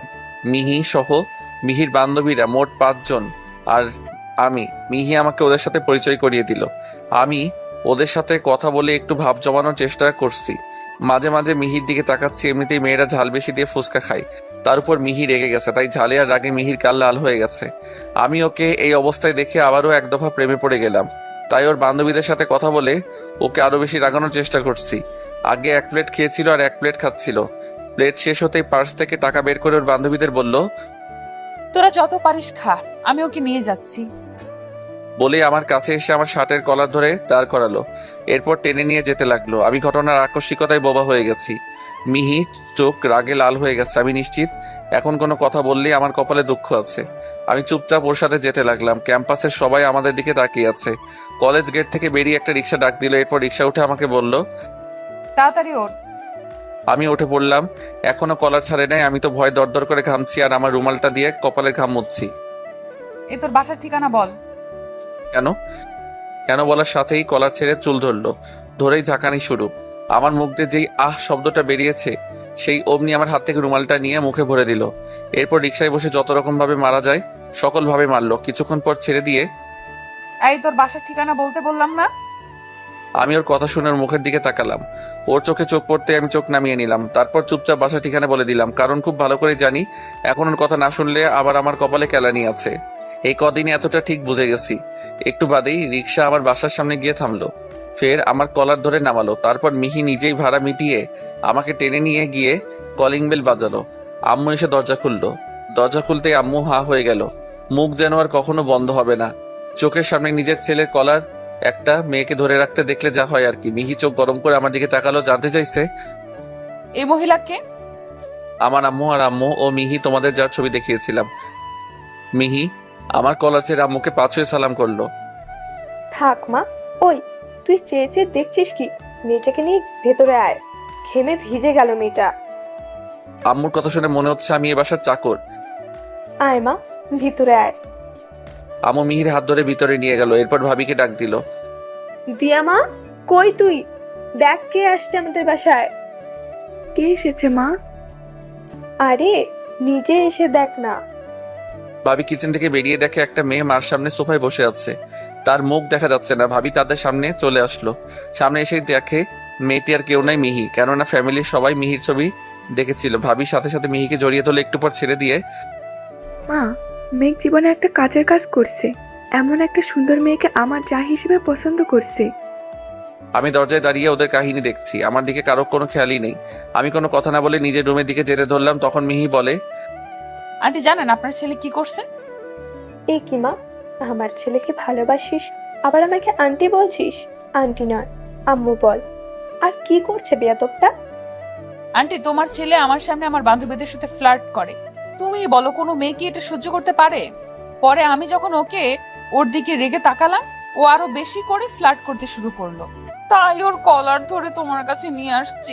ভুল কিছু করলে মাফ করে দিবে। তুমি কোনো ভুল কিছু করো নাই বোন। একদম ঠিক করেছিস মা। আমি সিঁড়ি দিয়ে উঠলে তাদের কথা শুনছি মাঝপথে উঠতেই এই যে নবাব সাহেব, দাঁড়ান, একটু এদিকে আসেন। আমি বুঝতে পারছি এবার আম্মু আর ভাবি মিলে সার্ফ এক্সেল দিয়ে ধুলাই করবে। তাড়াতাড়ি উঠে রুমে ঢুকে দরজা ভিতর থেকে বন্ধ করে দিলাম। বাইরে থেকে আম্মু বলছে, তুই আমার মেয়েটাকে কাঁদিয়েছিস, আজই তো খাওয়া বন্ধ। আগে রুম থেকে বের হ, তারপর তোকে দেখছি। আমি খাবো না, দরজাও খুলবো না। বিয়ার গ্রিলস বলছে মানুষ খাবার ছাড়া 4 সপ্তাহ বেঁচে থাকতে পারে। আমি আরো কিছুদিন বাঁচতে চাই। দরজা খুললে আজকেই মারা পড়বো, তাই তোমরা এখন আসতে পারো। থাক ভিতরে, বাইরে আসলে আজ তোর খবর আছে। এরপর তারা চলে গেল। আমিও ফ্রেশ হয়ে শুয়ে পড়লাম। কখন যে ঘুমিয়ে পড়েছি বলতে পারবো না। ঘুম ভাঙার পর ফোন হাতে নিয়ে দেখি 6:30 মতো বাজে। আমি উঠে বাথরুমের দিকে এগোতে লাগলাম ফ্রেশ হওয়ার জন্য। পরক্ষণে দুপুরের ঘটনাটা মনে পড়ে গেল। ফ্রেশ হয়ে শব্দ না করে দরজা খুললাম। মাথা বের করে দেখার চেষ্টা করলাম রুমের আশেপাশে কেউ আছে কিনা। কেউ নেই। আমি রুম থেকে বের হয়ে সিঁড়ির কাছে আসলাম। নিচে তাকাতে দেখি মা, ভাবি আর মিহি 3জন মিলে টিভি দেখছে আর গল্প দিচ্ছে। মিহি এখনো তার বাসায় যায় নাই, আমাকে কেউ দেখে নাই। আমি দরজার দিকে তাকিয়ে দেখি দরজা খোলা। আমি সিঁড়িতে বসে জুতা খুলে হাতে নিলাম। এরপর শব্দ না করে নিচে নামলাম। নেমে চুপি চুপি দরজার দিকে এগোলাম। দরজার দিকে 3 হাত মতো দূরে থাকতেই এই দাঁড়া। আমি সোজা দাঁড়িয়ে গেলাম। তাদের দিকে তাকিয়ে দেখে আম্মু বসা থেকে উঠছে, আর তার কথা শুনে ভাবি ও মিহি আমার দিকে তাকালো। মুহূর্তে তারা আবার দরজার রূপে ফেরত আসলো। আমি আর না দাঁড়িয়ে এক দৌড়ে বাসার বাইরে চলে আসলাম। পিছন থেকে তারা কিছু বলছে, কিন্তু আমি আর সেদিকে খেয়াল করি নাই। এরপর আমাদের বন্ধুদের আড্ডা দেওয়ার জায়গায় চলে আসলাম। দেখি সবগুলো বসে আড্ডা দিচ্ছে। আমিও ওদের সাথে যোগ দিলাম। 10টার দিকে সবাই বাসার দিকে রওনা দিল। বন্ধু, আমি কি আজকে তোর বাসায় থাকতে পারি? কি ব্যাপার, তোর লক্ষণ ভালো ঠেকছে না আমার কাছে। দূর বেটা, মজা করিস না, এমনিতেই পেরে আছি। কেন, আজকে আবার ক্যালারি দিছে নাকি? হ্যাঁ রে ভাই, কি বলবো, আজকে কলেজ থেকে সকলের সামনে দিয়ে আমার কলার ধরে টেনে নিয়ে গেছে। কোথায় জানিস? সোজা আমার বাড়ি। আমার মার কাছে গিয়ে বিচার দিছে। ওদিকে মা তো ওর ছবি দেখে ওকে পছন্দ করে ফেলছিল। ওকে আজকে দুপুরে সব কাহিনী খুলে বললাম। ফলস্বরূপ আমি এখন বাসা ছাড়া। তোর বোন হয়তো এখন আমার বাসায় বসে আছে। ভাই, আজকে রাতটা থাকতে দে প্লিজ। কালকে মার রাগ কমে যাবে, তারপর সব ঠিক হয়ে যাবে। নাইম এতক্ষণ আমার কথা শুনে হাসতে হাসতে রাস্তায় গড়াগড়ি খাওয়ার অবস্থা। ওই বেটা, আমি পারছি না আমার জ্বালায়, আর তুই আমার কথা শুনে হাসছিস। সরি ভাই, কিন্তু কি করব, তোর কাহিনী শুনে হাসি আটকে রাখতে পারছি না। এরপর দুইজনে হেঁটে হেঁটে নাইমদের বাসার দিকে যাচ্ছি। হঠাৎ সামনে একটা সেলুন বাঁধলো। সেলুনে চুল কাটতে দেখে মিহির চুল ধরে ঝাঁকুনি বিষয়টা মনে পড়ে গেল। আমি নাইমকে নিয়ে সেলুনে ঢুকলাম। কিরে বেটা, আমার বোনের ভয়ে চুল কাটতে আসছিস? কি করবো বল, প্রতিদিন ওই রকম করে চুল ধরে ঝাঁকালে আমার টাক হতে বেশি দিন লাগবে না। আমি সার দিয়ে চুল কাটলাম আমার সাদের চুলগুলো। এরপর নাইমের সাথে ওর বাসায় চলে আসলাম। নাইম আমাকে আন্টির সাথে পরিচয় করিয়ে দিল। আন্টি আমাদের ডিনার করতে ডাকলো। তখন নাইম বলল, আম্মু, মিহি কই? তাকে তো দেখলাম না। মিহি ওর কোনো বান্ধবীর বাসায় আছে, আর আজ রাতে সেখানেই থাকবে। আমার ধারণাই ঠিক, মিহি এখনো বাসায় ফিরেনি, আমাদের বাসায় আছে। আন্টির কথা শুনে আমি আর নাইম একে অপরের দিকে তাকালাম। ডিনার করে নাইমের সাথে ওর রুমে চলে আসলাম। কিছুক্ষণ গল্প করে ঘুমিয়ে গেলাম। সকালে নাইমের বাসা থেকে ওরই শার্ট প্যান্ট পরে কলেজে আসলাম। সাথে নাইমের একটা ক্যাপও পরে এসেছি। ক্যাম্পাসে বসে বন্ধুদের সাথে গল্প দিচ্ছিলাম। নাইম একটু ক্যান্টিনে গেছিল। এক পর্যায়ে আমার পিছন থেকে মিহির কণ্ঠস্বর শুনলাম, রাকিব ভাইয়া, আজ মেঘ আসেনি? রাকিব আমার দিকে তাকাতে আমি চোখ টিপ দিলাম। রাকিবও বুঝে গেল। না, মেঘ তো কাল নাইমের সাথে গেছিল, ওরা এখনো আসেনি। ওকে, আসলে প্লিজ আমাকে একটু জানাবেন। আচ্ছা। মিহি চলে গেল। ধন্যবাদ দোস্ত। হালা, কোনো ধন্যবাদে কাজ হবে না। ক্যান্টিনে চল, না জানি মিহি জানতে পারলে আমার কি হাল করবে। মার খাওয়ার আগে পেট পুরে খেতে হবে, যাতে করে মার সহ্য করতে পারি। কি আর কি করার নাই। আসলে সবাই মিলে ক্যান্টিনে গেলাম। সবগুলো খাদক শালারা পুরো 2000 টাকা বিল উঠাইছে। এত কষ্ট করে ফাঁকি দেওয়ার টাকা শালারা শেষ করে দিল। তারপর সবাই বসে রেস্ট নিচ্ছে। এমন সময় মিহিরের আগমন। ওই, তুই কাল রাতে বাসায় ফিরিস নাই কেন? বেশ ভালোই বুঝতে পারছি মিহি আমার উপর রেগে আছে এবং আমার কপালে দুঃখ আছে। আমি ওর কথা শুনে মাথা নিচু করে রাখলাম। কথা বলছিস না কেন? তাকা আমার দিকে। আমি ওর দিকে তাকালাম, রেগে কথা বলছে, কিন্তু এ কি মিহির চোখে টলমল করছে। মনে হচ্ছে এখনই বৃষ্টি নামবে। হঠাৎই আমাকে জড়িয়ে ধরলো। তুমি আমার উপর রেগে আছো সোনা? আর কখনো এমন করব না।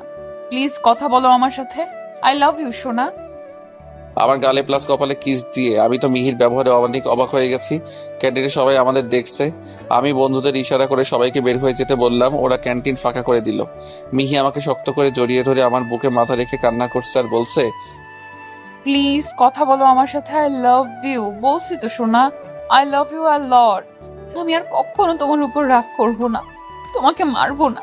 প্লিজ তোমার সব কথা শুনে চলবো। প্লিজ কথা বলো আমার সাথে। সত্যি তো? আমার সব কথা শুনে চলবে? মিহি আমাকে আর শক্ত করে জড়িয়ে ধরে বলল, তোমার সব কথা শুনে চলবো। এই বাকলি, কাঁদছো কেন? কান্না থামাও।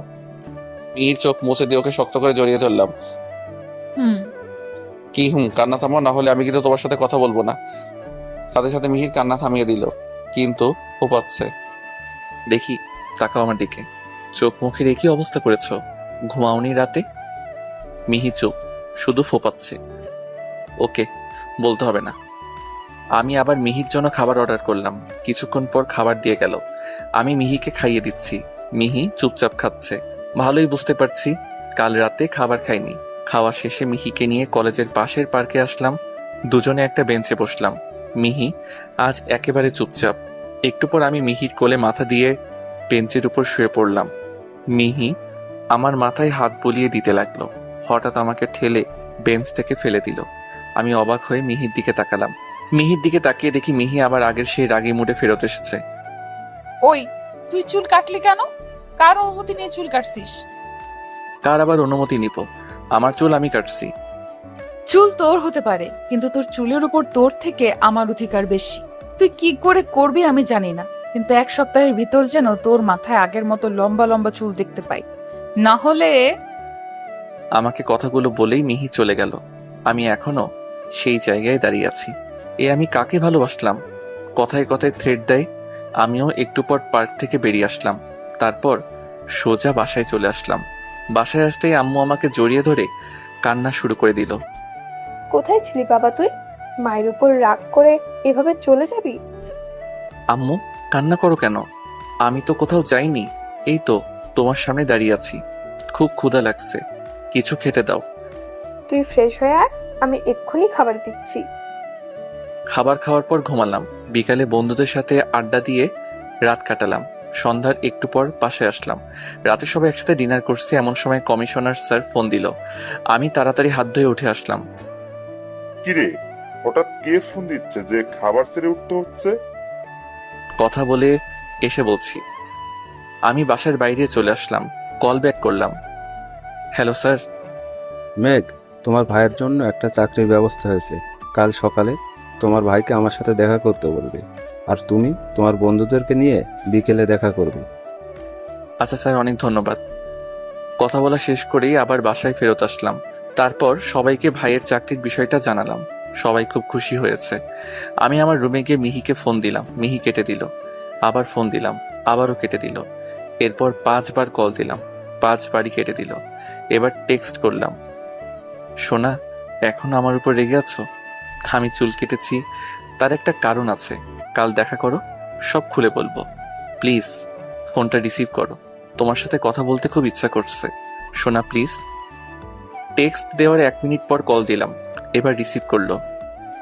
শালা কুত্তা, হাতি, গন্ডার, জলহস্তি, তুই আমাকে একটুও ভালোবাসিস না। কে বললো সোনা?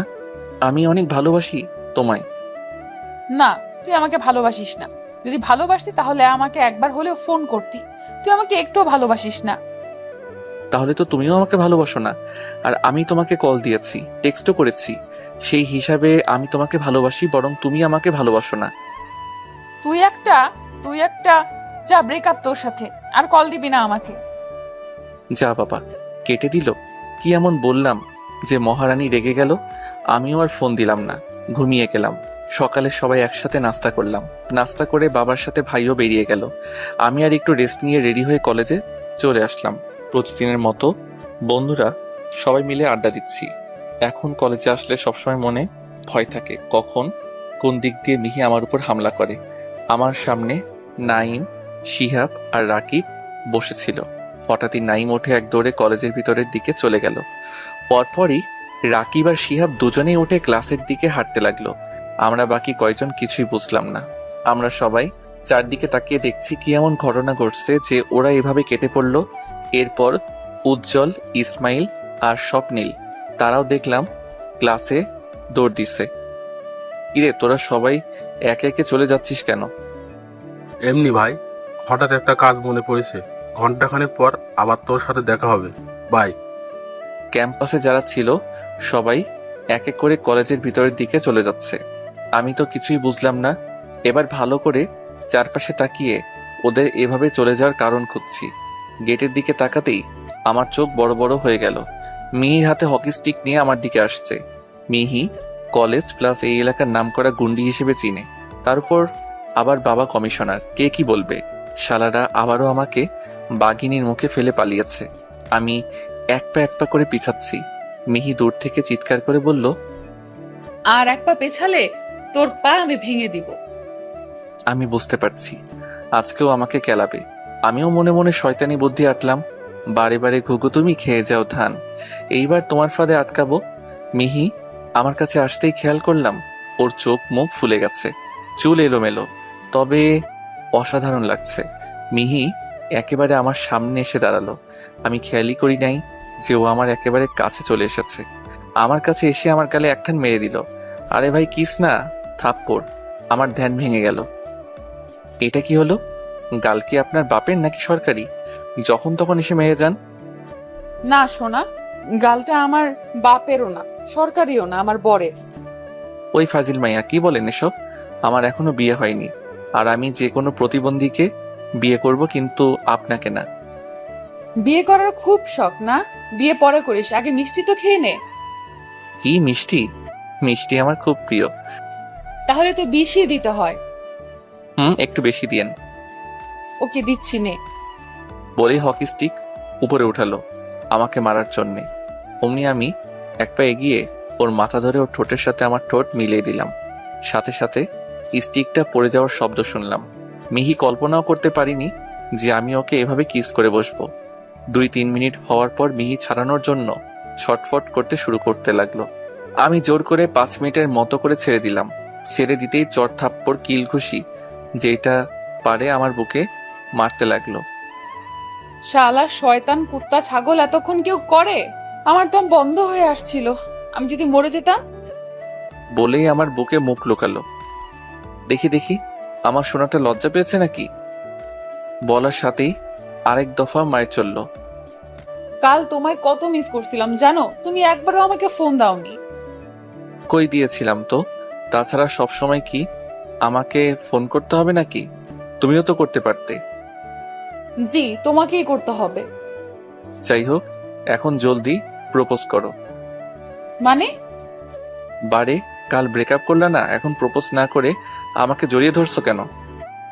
কি? তাহলে তুই আমাকে কিস করলি কেন? তুমি ব্রেকআপ করছিলা, আমি তো আর করি নাই, তাই আমি আমার গার্লফ্রেন্ডকে কিস করতেই পারি। তুমি কোন হিসেবে আমাকে জড়িয়ে ধরছো? আমিও আমার বয়ফ্রেন্ডকে জড়িয়ে ধরছি। তুমি নিজেই কাল বিনা কারণে আমার সাথে ব্রেকআপ করছো। আমার ফোনে অটো কল রেকর্ডার চালু আছে, চাইলে শোনাতে পারি। কি প্রপোজ করবা নাকি আমি চলে যাব? বলেই পিছনে ফিরলাম। মিহি আমার মাথায় হাত দিল, কিন্তু হাত ফসকে গেল। মনে হয় চুল ধরতে চাইছিল, কিন্তু চুল একেবারে ছোট হওয়ায় হাত ফসকে গেছে। আমার খুব হাসি পেল, কিন্তু চেপে রাখলাম, কারণ এখন হাসলে নির্ঘাত মেরে হসপিটালে পাঠিয়ে দিবে। আমার হাত ধরে পিছনে ফিরালো। আমি ওর দিকে তাকিয়ে চোখের ইশারায় জিজ্ঞেস করলাম, কি? I love you. এটা কি? কেন প্রপোজ করলাম? জলদি অ্যাকসেপ্ট করো। এটা কি ধরনের প্রপোজ? এ তো সরাসরি থ্রেট দেওয়া। হাঁটু গেড়ে নরম সুরে ভালো করে করো, তারপর ভাববো। আমি আর পারবো না। অ্যাকসেপ্ট করলে করো, না হলে ভাগো। ওকে, দেখি প্রীতিকে খুঁজতে হবে, ওকে প্রপোজ করলে নিশ্চিত অ্যাকসেপ্ট করবে। এক পা এগিয়ে দেখ, পা ভেঙে হাতে ধরিয়ে দিব। বললেই হলো? আমারও তো মন চায় কাউকে ভালোবাসতে, কারো ভালোবাসা পেতে। তুই আমাকে ছাড়া আর কাউকেই ভালোবাসতে পারবি না। তোর যত ভালোবাসা দরকার সব আমার থেকে নিবি। তুমি তো আর আমাকে ভালোবাসো না, তোমার থেকে কেমনে ভালোবাসা নিব? উফ, একই কথা ঘুরে ফিরে। কি করবো বলো? তুমি যদি আমাকে ভালোবাসতে তাহলে এতক্ষণে প্রপোজ করতে। ওকে ওকে, করছি। মিহি হাঁটু গেড়ে বসলো। শোনা, তোমাকে খুব খুব ভালোবাসি, সারা জীবন এইভাবেই ভালোবেসে যেতে চাই। দিবে কি তোমাকে ভালোবাসার অধিকারটুকু? এই আমি কি আপনাকে ভালোবাসি নাকি? সোনা কাকে বলছেন? ঠিক করে প্রপোজ করেন।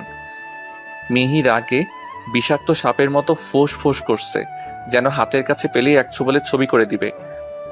এই যে শোনেন, আমি আপনাকে খুব ভালোবেসে ফেলেছি সেই প্রথম দেখায়।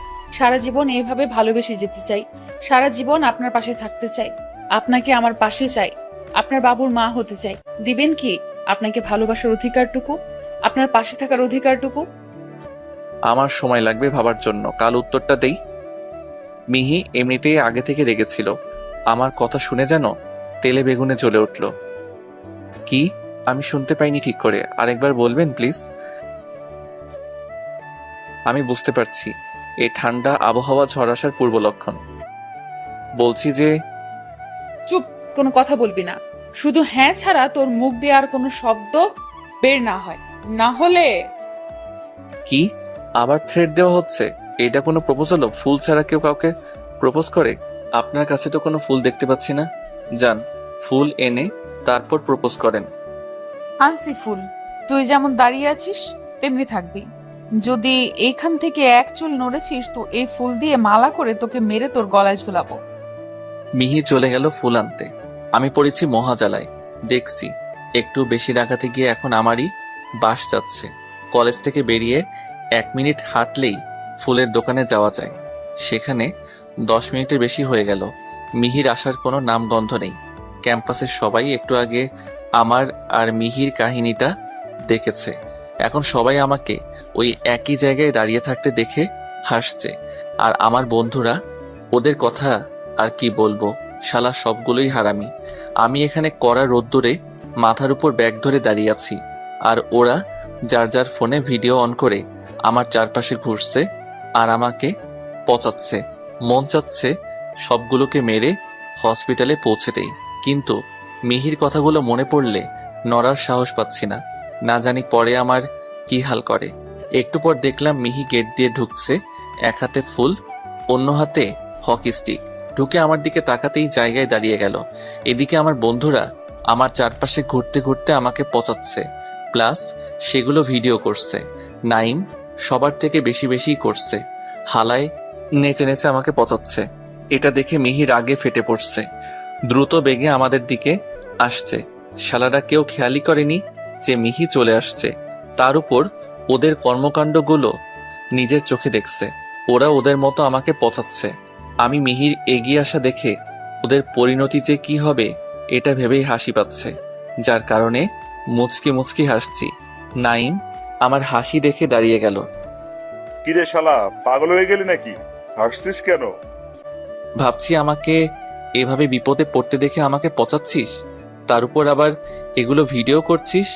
এটা তোর বোন জানলে তোর কি হাল করবে, আর তোর পরিণতির কথা ভাবলে হাসি পাচ্ছে। মেয়ে তো দেখছে না যে আমি তোকে পচাচ্ছি আর ভিডিও করছি। ওই যখন আসবে তখন আমরা চলে যাব, মেয়ে কিছু বুঝতেই পারবে না। মিহি এতক্ষণে আমাদের কাছে চলে এসেছে এবং নাইমের শেষে যে কথাগুলো বলল সেগুলোও শুনেছে। নাইমের কথা শুনে হারামিরা সবগুলো আবারও হেসে উঠল। ওরা হাসছে, এমন সময় মিহি এসে নাইমের কাঁধে হাত রাখলো। নাইম মিহির হাত ঝাড়া দিয়ে সারিয়ে দিল। মিহি আবারও নাইমের কাঁধে হাত দিল। ওই কে বে? বলেই নাইম পিছে ফিরল। নাইমের কথা শুনে হারামিরা নাইমের পিছে তাকালো।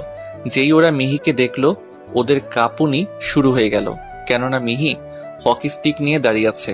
তাছাড়া কলেজে মিহির মারামারি করা নিয়ে বেশ সুনাম আছে, তাই কেউ তার সাথে ঝামেলা করতে যায় না। সবাই পিছনে ফিরে দৌড় দিতে নিল। ওই সবগুলো যেমন আছিস তেমনি স্ট্যাচুর মতো দাঁড়িয়ে থাক। মনে রাখিস, শরীরের যে অঙ্গ নড়বে ওই অঙ্গ ভেঙে যাবে। নাইম তো মিহিকে দেখেই হা করে পড়েছে, মুখ থেকে লালা পড়ছে। সেদিকে তার কোনো খেয়াল নেই। ওর ফেসের এখন এমন এক্সপ্রেশন যেন ছেড়ে দে মা, কেঁদে বাঁচি। কিরে, অটিস্টিকের মতো লালা ফেলছিস কেন? এখনই কাঁপতে শুরু করে দিয়েছিস? একটু পর তোর কি হাল করবো তুই ভাবতেও পারবি না। মিহি নাইমকে উদ্দেশ্য করে বলল। নাইমের ফেসে কাদো কাদো এক্সপ্রেশন চলে আসছে। এখন তোর এক্সপ্রেশন যেমন আছে আমি না বলা পর্যন্ত যেন চেঞ্জ না হয়। আর আমার কথার উল্টোটা হলে আমি কি করি মনে হয় খুব ভালো করেই জানা আছে তোর। এখনই যেন লালা ঝরতে থাকে।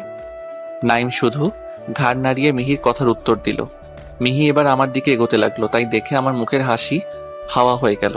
এমনিতেই গরমের ভিতর রোদ্দুরে দাঁড়িয়ে ঘেমে গেছি, এখন মিহিকে এগিয়ে আসতে দেখে পেয়ে গেছে করছি। এখন মনে হচ্ছে কেন যে এত বেশি রাগাতে গেলাম। মিহি আমার সামনে এসে দাঁড়াতেই আমি হাত তুলে সিগন্যাল দিলাম আমার চাপ পেয়েছে। মিহি আমার কাণ্ড দেখে হেসে ফেলল। পরক্ষণেই আবার সেই গুন্ডি মোড়ে ফিরে আসলো। মিহি চোখ ছোট ছোট করে আমার দিকে তাকালো। ওর তাকানো ভঙ্গিটাই বলছে, যদি পালিয়ে যাস? প্লিজ, আমি পালাবো না, কথা দিচ্ছি। যদি পালিয়ে যাই আমার বাসা তো চিনো, বাসায় গিয়ে মেরে এসো প্লিজ, না হলে এখানেই ব্লাস্ট হয়ে যেতে পারে। ওকে চল, আমিও যাব তোর সাথে। এই কি বলো এসব, তুই মেয়ে হয়ে? চুপ, বেশি কথা বলবি না, না হলে এখানে দাঁড় করিয়ে রাখবো। এই না তারপরও। চল, আর তোরা যেমন আছিস তেমনই থাকবি। আমি এসে যদি শুনেছি যে তোরা নড়াচড়া করেছিস তাহলে শাস্তি ডাবল করে দিবি। আমি বাথরুমের দিকে এগোচ্ছি, মিহি আমার পিছনে আসছে। বাথরুমের থেকে একটু দূরে থাকতেই আমি দৌড় দিলাম। দৌড়ে এসে বাথরুমে ঢুকে দরজা বন্ধ করে দিলাম। মিহি যেমন মেয়ে, ওকে বিশ্বাস নেই আমার সাথে ভিতরেও চলে আসতে পারে। মিহি এসে দরজা ধাক্কাতে লাগলো। আমি দরজার এই পাশ থেকে বললাম, প্লিজ মাত্র 2 মিনিট ওয়েট করো। এমন করলে আমার তোমার কারোরই মান সম্মান থাকবে না, সবাই উল্টাপাল্টা ভাববে। আমার কথা শুনে মিহি আরও দরজা ধাক্কালো না। আমি 2 মিনিটে কাজ ছেড়ে বেরিয়ে আসলাম। বাথরুমের দরজা খুলে মাথা নিচু করে মিহির সামনে এসে দাঁড়ালাম। মিহি কিছু বলছে না, আমিও দাঁড়িয়ে আছি। চলো ওদের কাছে যাওয়া যাক। মিহি কিছু না বলে হাঁটতে শুরু করলো। আমিও ওর পিছে পিছে যেতে লাগলাম। আবার ক্যাম্পাসে সেই জায়গায় ফিরে আসলো। ক্যাম্পাসে এসে আমার দিকে ফিরল। আমি জায়গায় ব্রেক করলাম। মিহি আমার কাছে এগিয়ে ফুলগুলো হাতে ধরে আমার সামনে এনে হাঁটু গেড়ে বসতে গেল। আমি সঙ্গে সঙ্গে ওকে ধরে ফেললাম। তারপর ওকে বুকে জড়িয়ে নিলাম। এরপর জড়িয়ে ধরে বলতে লাগলাম, তুমি জানো তোমার ফেসের আগে এক্সপ্রেশনটাই আমার সব থেকে ভালো লাগে। প্রথমবার তোমায় যখন দেখেছিলাম তোমার মুখে রাগী ভাবটা ছিল, আর প্রথম দেখাই তোমার এই রাগী ফেসটার প্রেমে পড়ে যাই। সকালে যখন আমাকে প্রপোজ করতে বললাম তখন তুমি রেগে যাও, তখনই আমি তোমার এই রাগী ফেসটাই হারিয়ে যাই, তাই তোমাকে আরো বেশি রাগাতে থাকি। ভালোবাসার মানুষটার যে জিনিসটা তোমার সব থেকে বেশি ভালো লাগে তুমি বারবার সেইটাই চাইবে। আমিও তেমনই তোমার রাগী ফেসটা আরো কিছুক্ষণ দেখতে চেয়েছিলাম। এখন তুমি বলো, আমি কি কোনো ভুল করেছি তোমাকে একটু রাগিয়ে? এই পাগলি, আমি জানি তো তুমি রাগের মাথায় ব্রেকআপ করছো, তাই বলে আমিও কি রাগ করে ব্রেকআপ করে দিব? তুমি জানো যখন তুমি ব্রেকআপ করছো আমি কতটা কষ্ট পেয়েছি, রাতে ঠিক করে ঘুমাতে পারিনি। তার জন্যই সকালে তোমাকে একটু রাগালাম, যাতে করে তুমি নিজে থেকে আমাকে প্রপোজ করো। সবকিছুই তো বললাম। এখন তোমার যদি আমাকে মারতে মন চায় তাহলে মারতে পারো। তুমি খুব খারাপ, খুব, খালি আমাকে কষ্ট দাও বলছে আর আমার বুকে কিল ঘুষি মারছে। আমি মিহিকে শক্ত করে জড়িয়ে ধরলাম। মিহি আমার বুকে মাথা দিয়ে কাঁদছে। একটু পর শান্ত হলো। এতক্ষণ মিহিকে সামলাতে গিয়ে চারপাশের সবকিছু ভুলে গিয়েছিলাম। মিহি একটু শান্ত হতেই আমি খেয়াল করলাম আমরা ক্যাম্পাসে দাঁড়িয়ে আছি। সামনে আমার হারামি বন্ধুরা মিহির কথা মতো যেমন অবস্থায় থাকতে বলেছিল তেমনভাবেই স্ট্যাচুর মতো দাঁড়িয়ে আছে। আমি মিহির হাত থেকে ফুলগুলো নিয়ে ওর সামনে হাঁটু গেড়ে বসে ক্যাম্পাসের সকলের সামনে প্রপোজ করলাম। মিহিও আমার হাত থেকে ফুলগুলো নিয়ে আমাকে জড়িয়ে ধরল। পাশ থেকে হাততালির আওয়াজ ভেসে আসলো। আমিও মিহি পাশে তাকিয়ে দেখলাম ক্যাম্পাসে উপস্থিত সবাই হাততালি দিচ্ছে। এটা দেখেই মিহি আমার বুকে মুখ লুকালো। বাহ বাহ, আমার গুন্ডিটা দেখি লজ্জাও পায়। এই ভালো হচ্ছে না কিন্তু। ওকে ওকে, আমার শালাদের দিকে একটু দেখ, ওরা এভাবে আর কতক্ষণ থাকবে, চল ওদের কাছে যাই। আমিও মিহি ওদের কাছে গেলাম। ওদের কাছে গিয়ে, এই দাঁড়াও, শালারা তখন আমাকে ভিডিও করছিল, আমি এদের কিছু ছবি তুলে রাখি, পরে কাজে লাগবে বলে আমি এক একজনের সামনে গিয়ে ওদের ছবি তুলতে লাগলাম। সবগুলো ঘেমে একেবারে শার্ট টি শার্ট ভিজিয়ে ফেলছে। প্রায় আধা ঘন্টা হতে গেল, কড়া রোদ্দুরের ভিতর দাঁড়িয়ে আছে। সব শেষে নাইমের সামনে আসলাম। বাকিগুলো শার্ট টি শার্ট ঘামে ভিজলেও নাইমের টি শার্ট সামনের দিকটা ওর মুখের লালাই ভিজছে, তা বেশ ভালোই বোঝা যাচ্ছে। পটাপট ওর কয়েকটা ছবি তুলে নিলাম। এরপর মিহির কাছে গেলাম।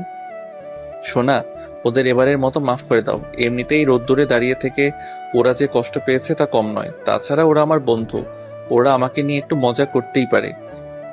না, পারে না। ওরা তোমাকে নিয়ে কোনো প্রকার মজা করতে পারবে না, কেউই না। আমি তোমাকে এখানে রোদ্দুরে দাঁড় করিয়ে রেখে গেছি। ওরা তোমাকে সাহায্য করার পরিবর্তে তোমাকে নিয়ে ইয়ার্কি মারছে, এটা আমি মেনে নিব না। নাইমের সামনে গিয়ে তার টি শার্ট ধরে সোজা করে দাঁড় করালো। তুই আমার জানকে নিয়ে হাসাহাসি করেছিস, তোকে আমি এমন শাস্তি দিব যে... আমি দেখলাম লাইন খারাপ, দ্রুত মিহির কাছে গিয়ে নাইমের থেকে ওকে দূরে সরিয়ে আনলাম। এই কি করছো? নাইম না তোমার বড় ভাই? ওরও একটা মান সম্মান আছে কলেজে। তুমি এভাবে সকলের সামনে ওকে অপমান করতে পারো না। ওকে। বলে মিহি হকি স্টিকটা হাতে নিয়ে হাঁটতে শুরু করলো আর বলল, এই সবগুলো আমার পেছনে পেছনে আয়। মিহি গিয়ে একটা গাছের তলায় বসলো। আমি ওর পাশে দাঁড়িয়ে আছি, বাকি সবাই সামনে দাঁড়িয়ে আছে। সবাই কান ধরে উদ্বস শুরু করে দে। 500 বার উদ্বস দিয়ে তবেই তোরে যেতে পারছি। মিহি, বোন আমার, আজকের মতো মাফ করে দে। জীবনে আর মেঘকে নিয়ে হাসাহাসি করবো না। দরকার হলে ওর সাথে কথাই বলবো না। আর আমি চুপ কর। মিহি এবার কিন্তু বেশি বেশি হয়ে যাচ্ছে। যাচ্ছে তো, কি করবি তুই? চুপ করে থাক, না হলে তোকে ওদের মতো... না, আমি চুপ করেই থাকছি। কি হলো? শুরু করিস না কেন তোরা? আমার কথা শুনতে পাসনি? সবাই শুরু করলো কান ধরে উঠবস। 100-এর মতো দিয়ে সবগুলোর অবস্থা খারাপ। ওরা আমার দিকে করুণ চোখে তাকালো। আমি বুঝতে পারলাম ওদের আর হচ্ছে না। আমি মিহির কাছে গিয়ে বলছিলাম কি, ওদের এবারের মতো মাফ করে দাও, দেখতেই পাচ্ছ ওদের অবস্থা খারাপ। তোর খুব ঠেকছে ওদের জন্য না? ওই সবাই উঠে আয়, নাইম বাদে। ল, আর তুই আমাকে ওই রোদ্দুরে গিয়ে শুরু কর উদ্বস দেওয়া। পুরো গুনে গুনে 600 বার দিবি, একবার কম দিলে 100 বার যোগ হবে। আমি মিহির কথা শুনে তো অজ্ঞান হয়ে যায় এমন অবস্থা। বলে কি এই মেয়ে? সোনা, রাগ করো না, দেখো। যা বললাম তাই কর গিয়ে, না হলে মেরে হাত পা ভেঙে দিব। মিহি হকি স্টিকটা নিয়ে উঠে দাঁড়িয়ে বলল। আমি ভয়ে ভয়ে রোদ্দুরে গিয়ে দাঁড়ালাম। চারপাশে তাকিয়ে দেখছি সবাই মজা নিচ্ছে। ওই নবাবের পোলা, দাঁড়িয়ে আছিস কেন? শুরু কর। মিহি, সোনা, এবারের মতো মাফ করে দাও। না তো, মাফ নেই। যা করতে বলেছি কর। আমি উঠবস শুরু করলাম। লজ্জায় কান দিয়ে ধোয়া বেরোচ্ছে। আমি আগে থেকে এক্সারসাইজ করতাম, তাই বেশি একটা কষ্ট হচ্ছে না। এক এক করে 300 বার দিলাম। পা যেন ব্যথায় ছিঁড়ে পড়ছে, অসহ্য যন্ত্রণা করছে হাঁটুতে। তারপরও অতি কষ্টে নিচের দিকে তাকিয়ে উঠবস করেই যাচ্ছি। চারপাশ থেকে আসা হাসির আওয়াজ কানে ভাসছে, চোখে জল জমা হচ্ছে। যে কোনো মুহূর্তে চোখের বাঁধ ভেঙে যেতে পারে। জীবনে কখনো এরকম লজ্জার সম্মুখীন হতে হয়নি। একটু পরে চোখের বাঁধ ভেঙে গেল। এখন খুব কষ্ট হচ্ছে উঠবস করতে, হাত পা কাঁপছে। পর মুহূর্তে কেউ এসে আমাকে ঝাপটে ধরল। আমি আর দাঁড়িয়ে থাকতে পারলাম না, তার ধাক্কায় পড়ে গেলাম এবং সে আমার উপরে। আমি ওই ব্যক্তির মুখের দিকে তাকিয়ে দেখি মিহি। এক ঝটকায় তাকে আমার উপর থেকে নামিয়ে দিলাম। তারপর অনেক কষ্টে উঠে দাঁড়ালাম। দাঁড়াতে গিয়ে পড়ে যাচ্ছিলাম। কোনো মতে নিজেকে সামলে সোজা হয়ে দাঁড়ালাম। সামনে এগোনোর জন্য পা বাড়াতেই উপুর হয়ে পড়ে গেলাম পায়ে। কোনো বল পাচ্ছি না। মিহি দৌড়ে আসলো আমার কাছে, আমাকে ধরে উঠানোর চেষ্টা করতে লাগলো। আমি আবার তাকে আমার থেকে দূরে সরিয়ে দিলাম। সোনা, প্লিজ মাফ করে দাও। আর কখনো এমন করব না, আর কখনো তোমার উপর রাগ করব না। Please, I am sorry, sorry, sorry for everything. Please জান। এসব বলছে আর মাপ চাইছে আর বারবার আমার কাছে আসতে চাইছে। আমি ওকে আমার থেকে দূরে সরিয়ে দিচ্ছি। ওর উপর খুব রাগ হচ্ছে। আবার উঠে দাঁড়ালাম, আবার হাঁটতে লাগলাম। মিহি পিছন থেকে বারবার ডাকছে, ও সরি বলছে। কয়েক পা এগোনোর পর পা যেন আর চলছে না। হাঁটু গেড়ে বসে পড়লাম। মিহি এবার দৌড়ে এসে আমাকে পিছন থেকে জড়িয়ে ধরলো। আমি আবার দাঁড়িয়ে গেলাম। মিহিকে ছাড়িয়ে অনেক কষ্টে গেটে পৌঁছলাম। মেঘ, প্লিজ আমাকে মাফ করে দাও। মেঘ। মিহি পিছন থেকে চিৎকার করে আমাকে ডাকছে এবং সরি বলছে। আমি সব শুনেও কিছু বলছি না। আজ মিহির উপর খুব রাগ হচ্ছে। একটা রিক্সা নিয়ে বাসার উদ্দেশ্যে রওনা দিলাম। রিক্সায় বসে একটু আগের ঘটে যাওয়া ঘটনা মনে করছি। কিছুতেই মেনে নিতে পারছি না মিহি আমার সাথে এমন করছে। ক্যাম্পাসের সকলের সামনে এইভাবে অপমান করছে। রিক্সায় বসে কেন যেন আমার খুব ঠান্ডা লাগছে। তার উপর প্রচন্ড মাথা ব্যথা করছে। 600 বার কান ধরা কি সহজ কথা। কিছুক্ষণ পর রিক্সা বাসার সামনে এসে থামলো। ভাড়া মিটিয়ে বাসার দিকে আসলাম। কলিং বেল বাজাচ্ছি, কেউ দরজা খুলছে না। দরজা ধাক্কা দিলাম, নিচ থেকে একটা শব্দ আসলো। নিচে তাকিয়ে দেখি দরজায় তালা মারা। দরজায় হেলান দিয়ে বসে পড়লাম। প্রচন্ড শীত করছে, সাথে শরীর কাঁপছে। বেশ বুঝতে পারছি জ্বর আসছে, সাথে মাথা ব্যথা তো আছেই। একটু বাদে জ্ঞান হারিয়ে একপাশে পড়ে গেলাম। এরপর কিছু মনে নেই। ওইদিকে আমি চলে আসার পর মিহি ক্যাম্পাসে দাঁড়িয়ে কাঁদছে। নাইম আমার অবস্থা দেখে রেগে গেছে। মিহির কাছে গিয়ে ঠাস ঠাস করে দুই গালে দুইটা চর মেরে দিল। আজকে তোর জন্য ছেলেটার এই অবস্থা। নেহাত তোকে খুব ভালোবাসে, তাই বলে তোকে কিছু বলেনি। ওর জায়গায় অন্য কোনো ছেলে হলে তোকে মেরে আমার কাছে মাপ চেয়ে কি হবে?